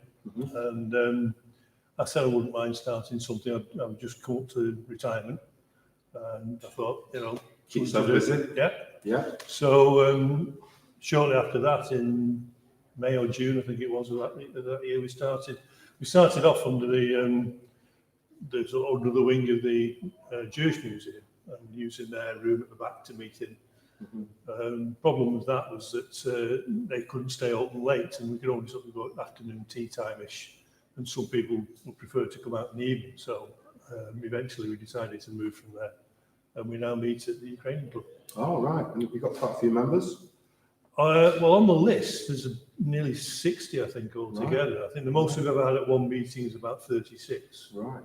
We regularly have between 15 and 20 most months. How often do you meet? Once a month, the second Monday of the month, Right. at the Ukrainian Cultural Centre. Right. What's your food and fashion and music? Is it everything? No, it's history based. It's basically a local history group. We meet, we have guest speakers, usually sort of every sort of second or third month, 2 out of 3 rather. We'll have a guest speaker. Maybe 1 month out of 4 or 5 we'll go out on a day visit somewhere, or a couple of hours visit. We've been to various places around Middleton, looking at the history and heritage up there. We've been to Clayton Hall and Turton Tower, where the Cheetham family, would it be in the Cheetham Society? We wanted to find out more about the Cheetham Society. We've been to Alsall Hall and various other places around. I say we have guest speakers coming in. Some of the members themselves, myself included, have given talks as well. And then sometimes we just have like a show and tell. People bring things of interest to them. There's one of our members is very keen on collecting postcards. She's got a huge collection now. And so sometimes we'll bring that, or I bring out some old maps or something like that, I also organise guided tours, guided walks around, mainly from Crumsall Green. So it's Cheetham and Crumsall. It's not so much the Cheetham side, but the latest one sort of came down Cheetham Hill Road from Halfway House to Crescent Road. The next one's going to include a bit from Crescent Road down to Arms Hill Road, Smedley Road. So the elements of Cheetham creeping into it. And St Mark's, the other spin-off has been a sort of Friends of St Mark's Cheetham organisation, and there's about 70 members of that. We're trying to get the churchyard cleared and restored and renovated, and then all the graves written, all the inscriptions written down, and all the graves identified. And so there's something to suit all sorts of interests. Some people just like to come and listen and not offer anything. Other people are very keen to get involved. Brilliant stuff. Well, thank you for coming down. We're having a look at your VT tapes. Ladies and gentlemen, put your hands together for Martin, please.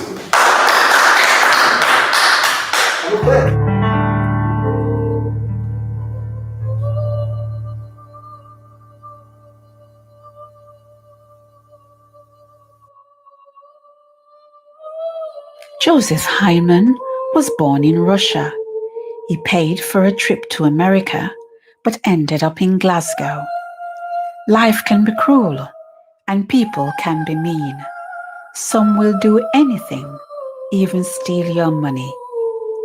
He saved every penny he could, and on the Titanic, a cabin he booked. And saying goodbye to his wife and kids, off he went, full of the joys of spring. Cold dark water, uplit bright, wild great liner descends into the deep.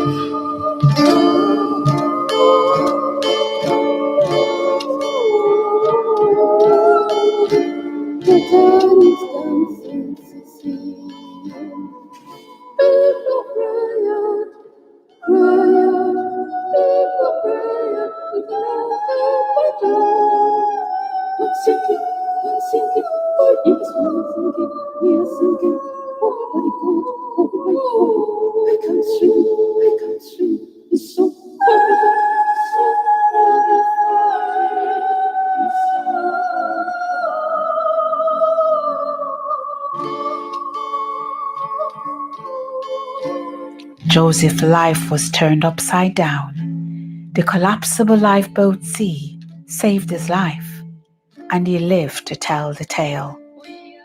He reached New York and loved the city's delis, but missed his wife and kids.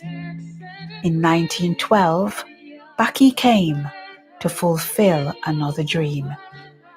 Manchester was his new home, and in 1913, Titanic's The Salmon Deli was launched.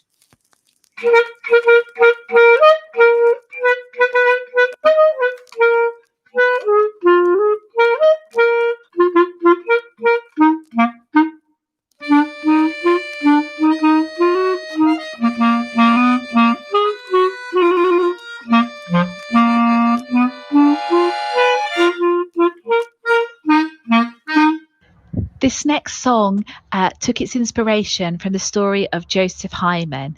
Joseph had an incredible life. He came from Russia, but he grew up in Glasgow, and he came to Manchester to marry Esther. They decided they were going to try and start a new life in America. And so Joseph left his wife and children in the UK and got on the Titanic boat to go to New York. Of course, the Titanic sank on its maiden voyage, and Joseph was one of those very lucky survivors by managing to offer to row a lifeboat.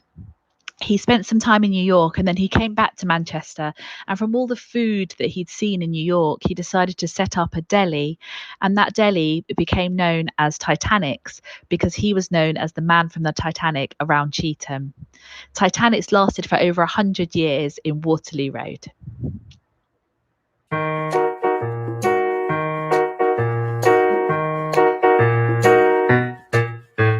Along with the cow and the tickets to ride, with hope and a prayer, Joe and Esther set out for Mazel to find, for Mazel to find a new life down south in Manchester lately, to make trees out of cheese and bonanza they see.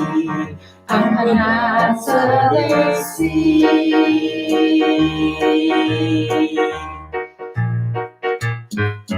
Joe and Esther, what you hoping for? Joe and Esther, what you hoping for? Joe and Esther, what you hoping for? Joe and Esther, what you hoping for?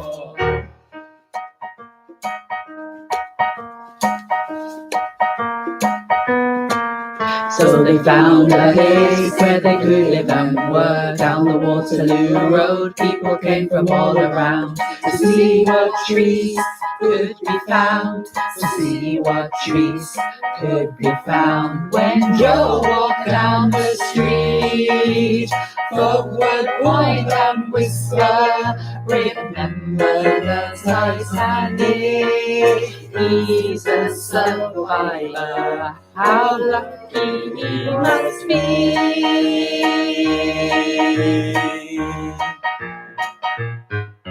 Joe and Esther, what you hoping for? Joe and Esther, what you hoping for?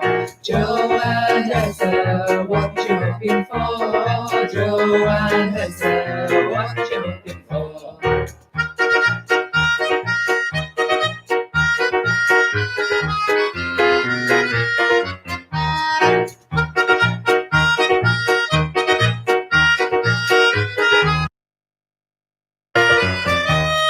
Joe and Esther, what you hoping for? Joe and Esther, what you hoping for? Joe and Esther, what you hoping for? Joe and Esther, what you hoping for? Joe and Esther, what you hoping for? This song is by group member Andy Steele. Andy was inspired by all the conversations we were having in our music summer school this August about the stories of the Hyman family.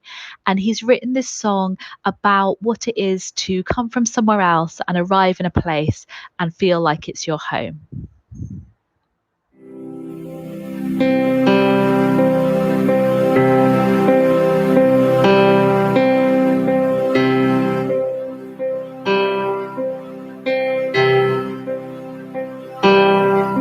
You can only be yourself wherever you come from.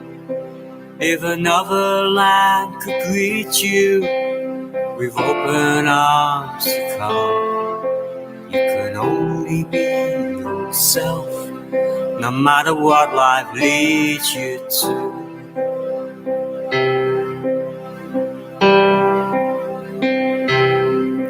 If a chance should come your way to make some sense of life, if a melody could be you, would it take her just stand still? But you can only be yourself no matter what life leads you to.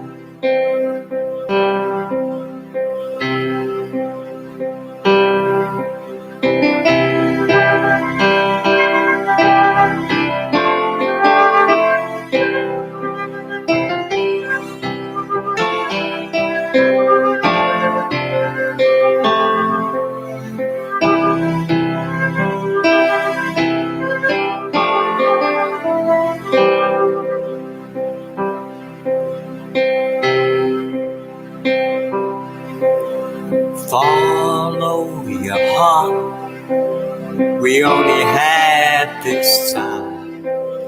Dreams are only dreams until you make a stand and fight. But you can only be yourself no matter what life leads you to.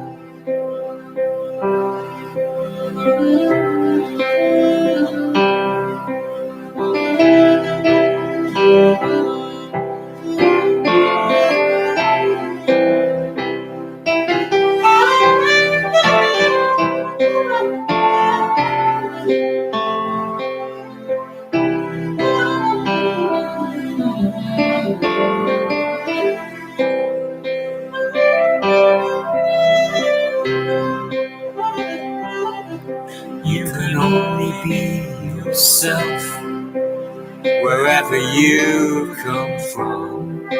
If another land could greet you with open arms to come, you can only be yourself no matter what life leads you to.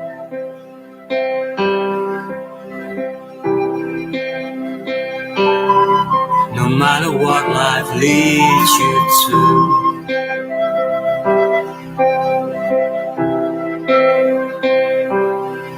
No matter what life leads you to.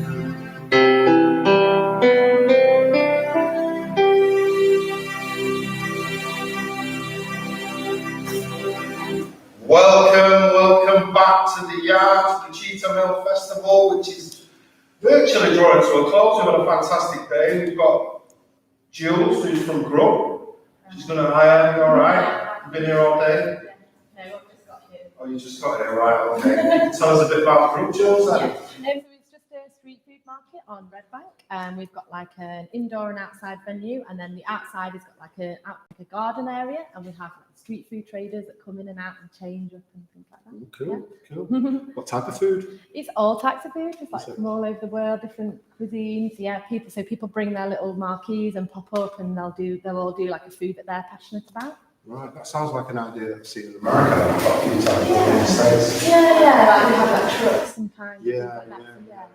And how long have you been going? We've been going since it's nearly 6 years now. 6 years. Yeah, but we've been open there on Red Bank since October. Right. A lot of customers? Yeah, it's been up and down because we've had a period of closure, but since reopening it's been really good. Because we've got we're really looking to have an outside, so people have been coming and sitting out there. Right, and can people just turn up, or they've got to go through your website? We do, so it's a booking system. If you're 4 or more, so obviously at the minute it'll be like between 4 and 6, you need to book, but 3 and under can just turn up and be seated as and when. Oh, brilliant. I'll have to come down. Yeah, ladies and gentlemen, thank you for coming down. So it's quite brief and short, but we use a little bit of insight to what you do. We've got VT the show for Jules, who's going to show the VT on YouTube. So, ladies and gentlemen, we put your hands together, please, for Jules from Grub.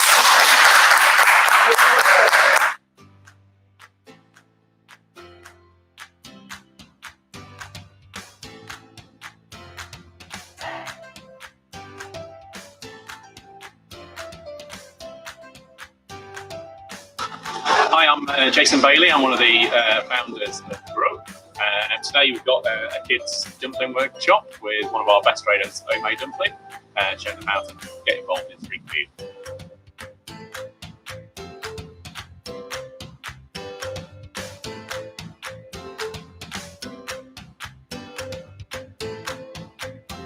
The reason we wanted to do Junior Masters today, get these kids involved, is that Grub's not just about people coming along and eating and drinking, it's about people getting involved in food and drink, either kids or just people who want to get involved in the industry. So we're a market, we want to be able to open the doors to people to start their own businesses, and that's a really big part of what we do.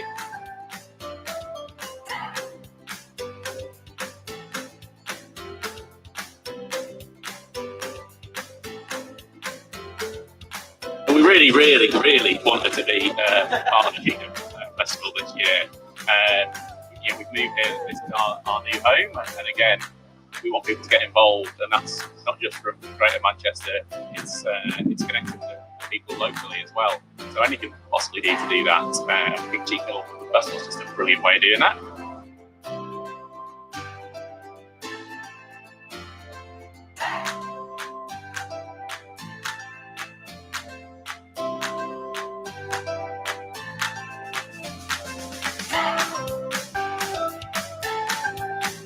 It's really important as a business to be involved in the community, for it to go both ways. So for us as a business, it creates more people who are invested in what we do, but also for the community, for businesses to get involved in the community, it goes the other way as well. So when the community needs something, if we've got it, we'll provide it. So essentially what we've got is the communities as well.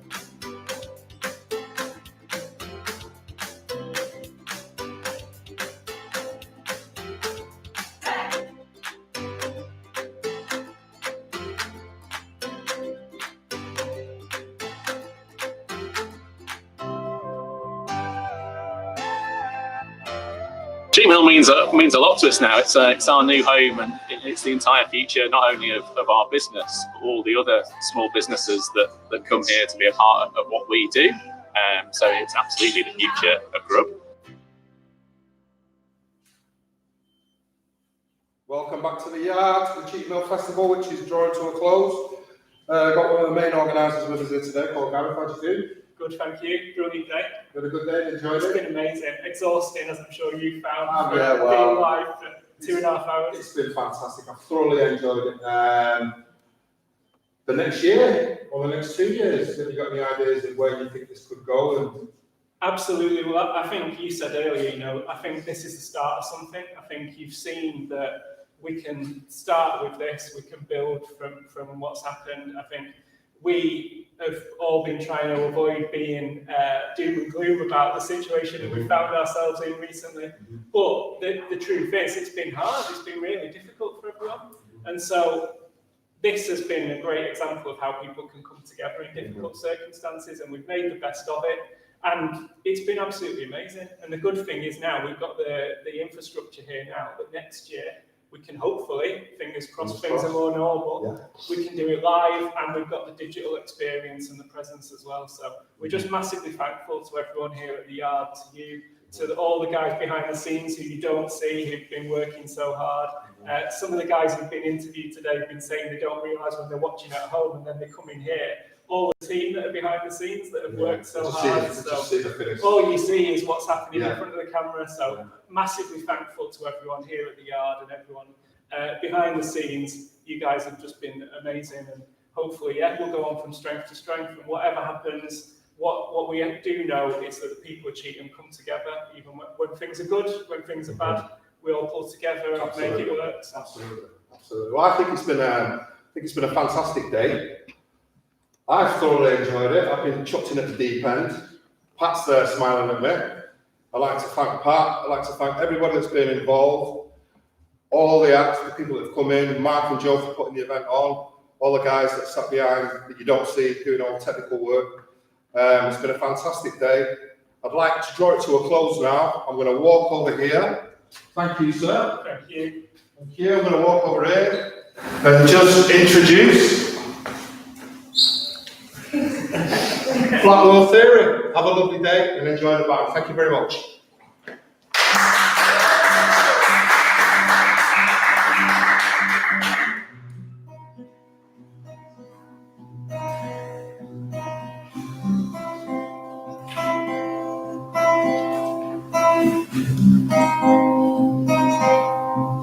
You were here before,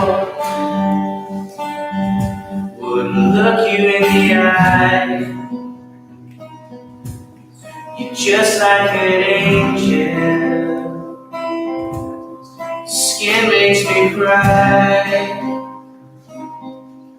I want you to notice when I'm not around. I wish I was special, so very special. I'm a creep, I'm a widow. What the hell am I doing here?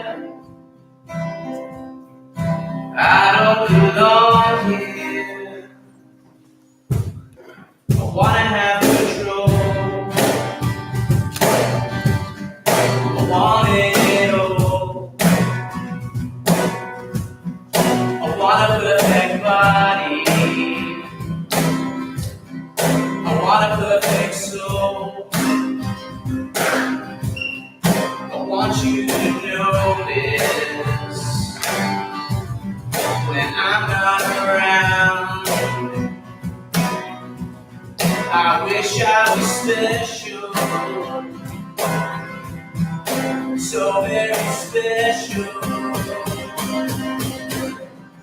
I'm a freak, I'm a widow. What the hell am I doing here? I don't belong here. Oh, oh.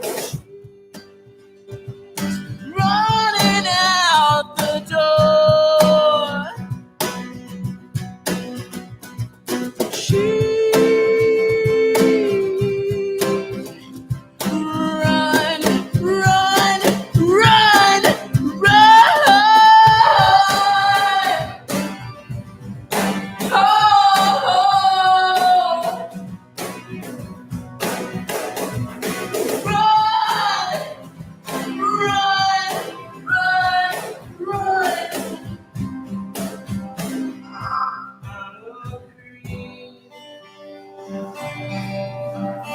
I'm a widow. What the hell am I doing here? I don't belong here. I don't belong here.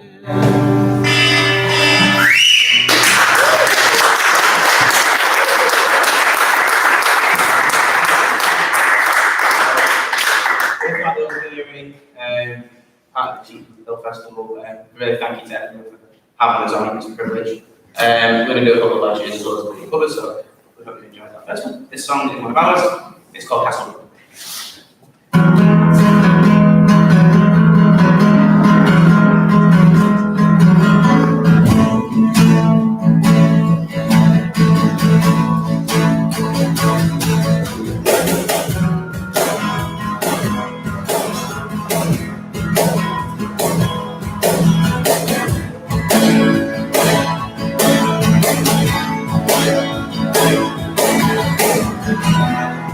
He makes his way down a path that he doesn't know.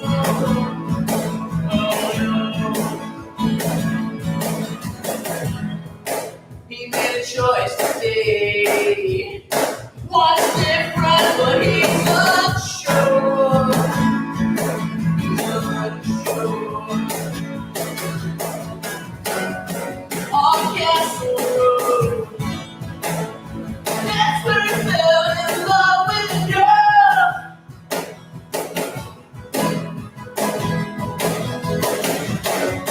On Castle Road, he fell in love with her world.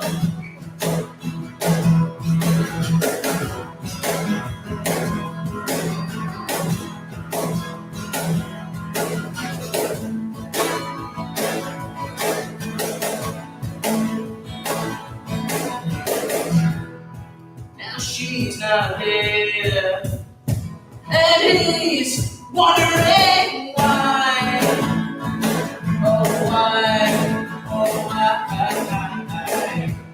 'Cause if he wasn't there, she'd say, fly out there and die. And that's a bit disgusting. Oh, Castle, that's where he fell in love with a girl.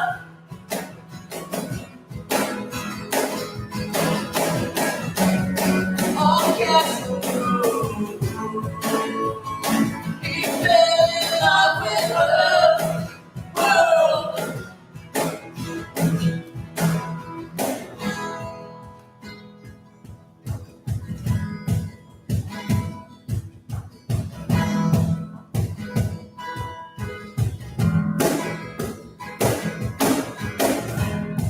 I know she's treading on my toes, but I don't mind. It's not the way she usually is. I know she's treading on my toes, but I don't mind. It's not the way she usually is. On Castle Road, that's where he fell in love with a girl.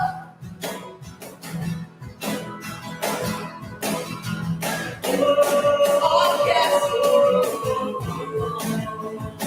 he fell in love with her world.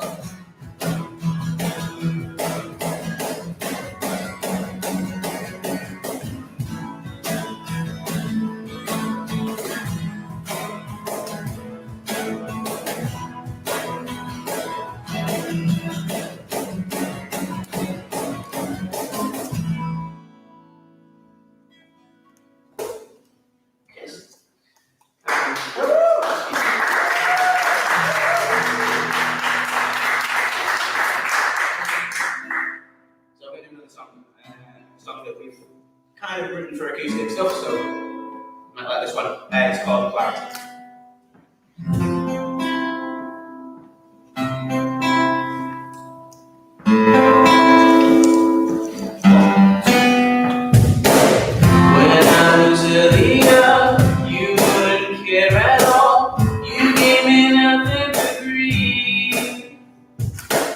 I do those things for you, showed you that I was there, but you could not see.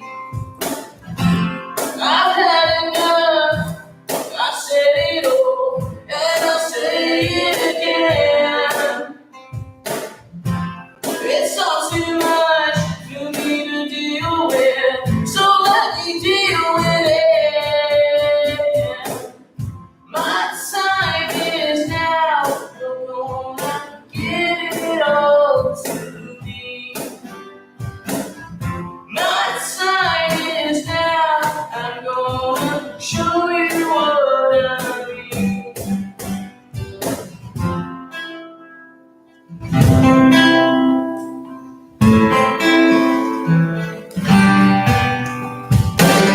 Now you wrote a me, I felt I couldn't breathe, so I cut the cord. I could have done it clean, but that eluded me. Sorry for the pain I caused. Not to be fair, we've had our run, we give it our best shot. Now I'm crumbling, and my soul within is all I've got. And I'm gonna hang it here within the music. It's where I want to be. I've had enough, I said it all, and I'll say it again. My time is now, you're gonna give it all to me.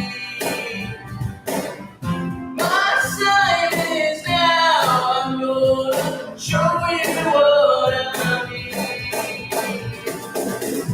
My time is now, you're gonna give it all to me. My time is now, I'm gonna show you what I mean.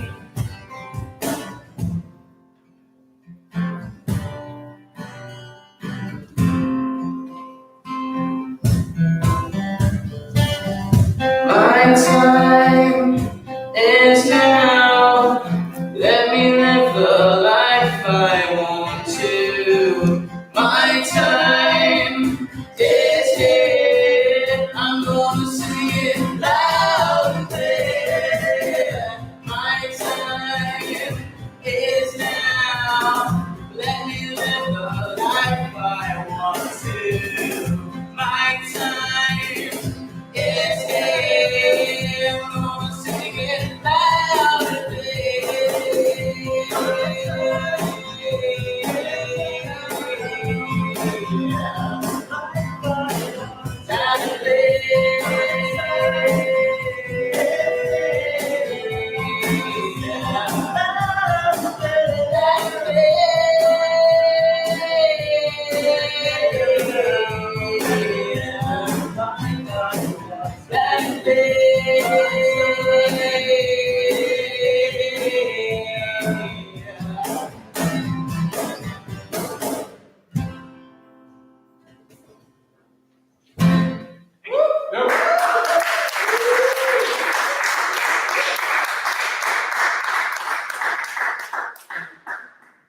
and this next song is a cover of the Stereophonics tune.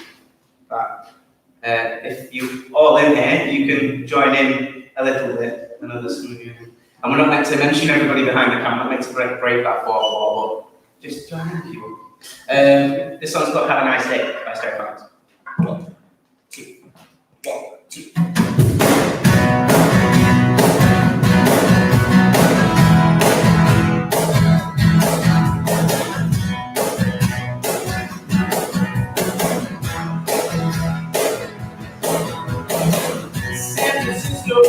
At 5:39, early PM, can't remember what time. Got the way back, stopped at the red light, dressed in sugar up.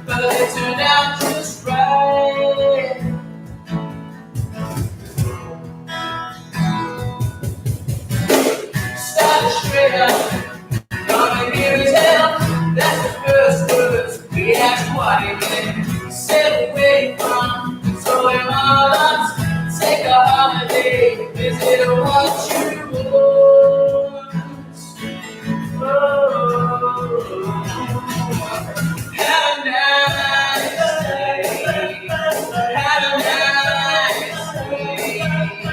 Have a nice day.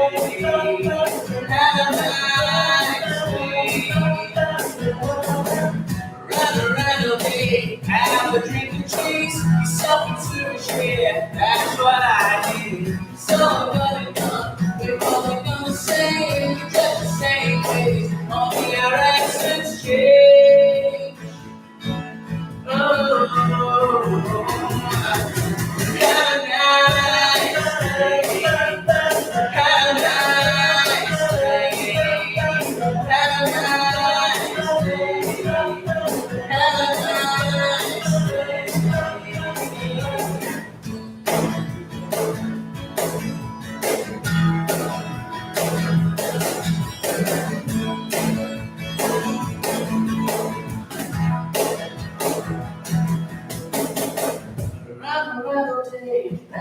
Drink the chicks on the storage, yeah, that's what I hate. It's all money gone, no one is anymore. They're only in it now to make them more.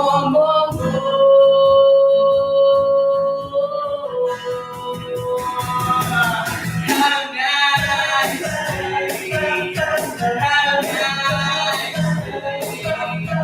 Have a nice day. Have a nice day. Have a nice day. Have a nice day. Have a nice day. Have a nice day.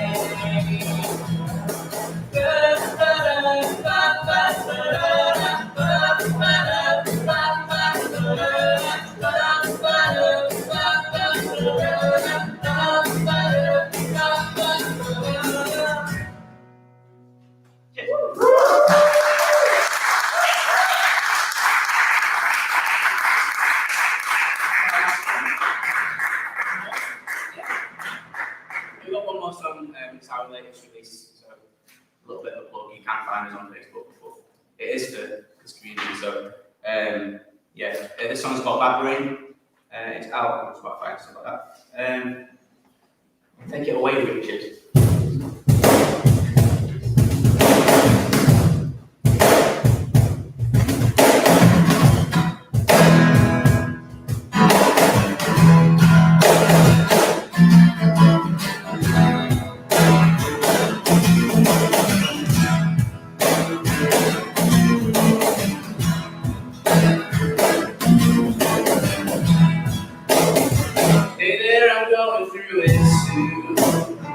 Yes, you are talking to you.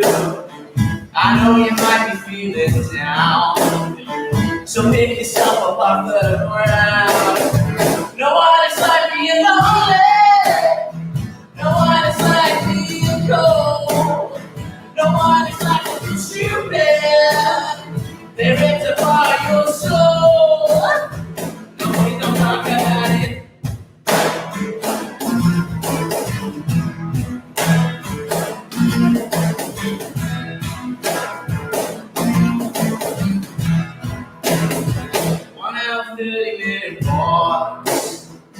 Just my brain and my thoughts.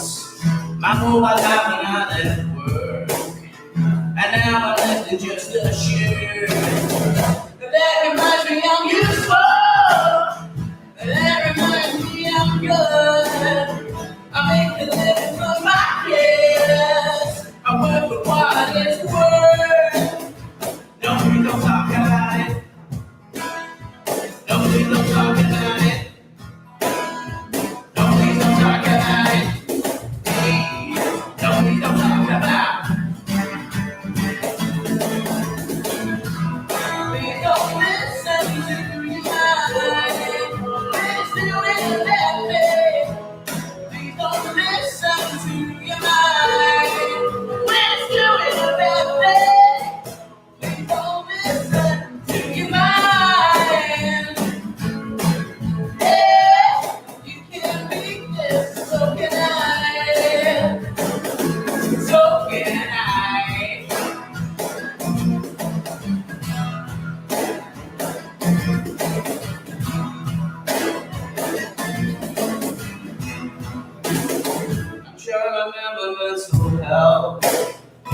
I wasn't perfect off the shelf. I know the looks can be deceiving, but to be honest, I'm seething.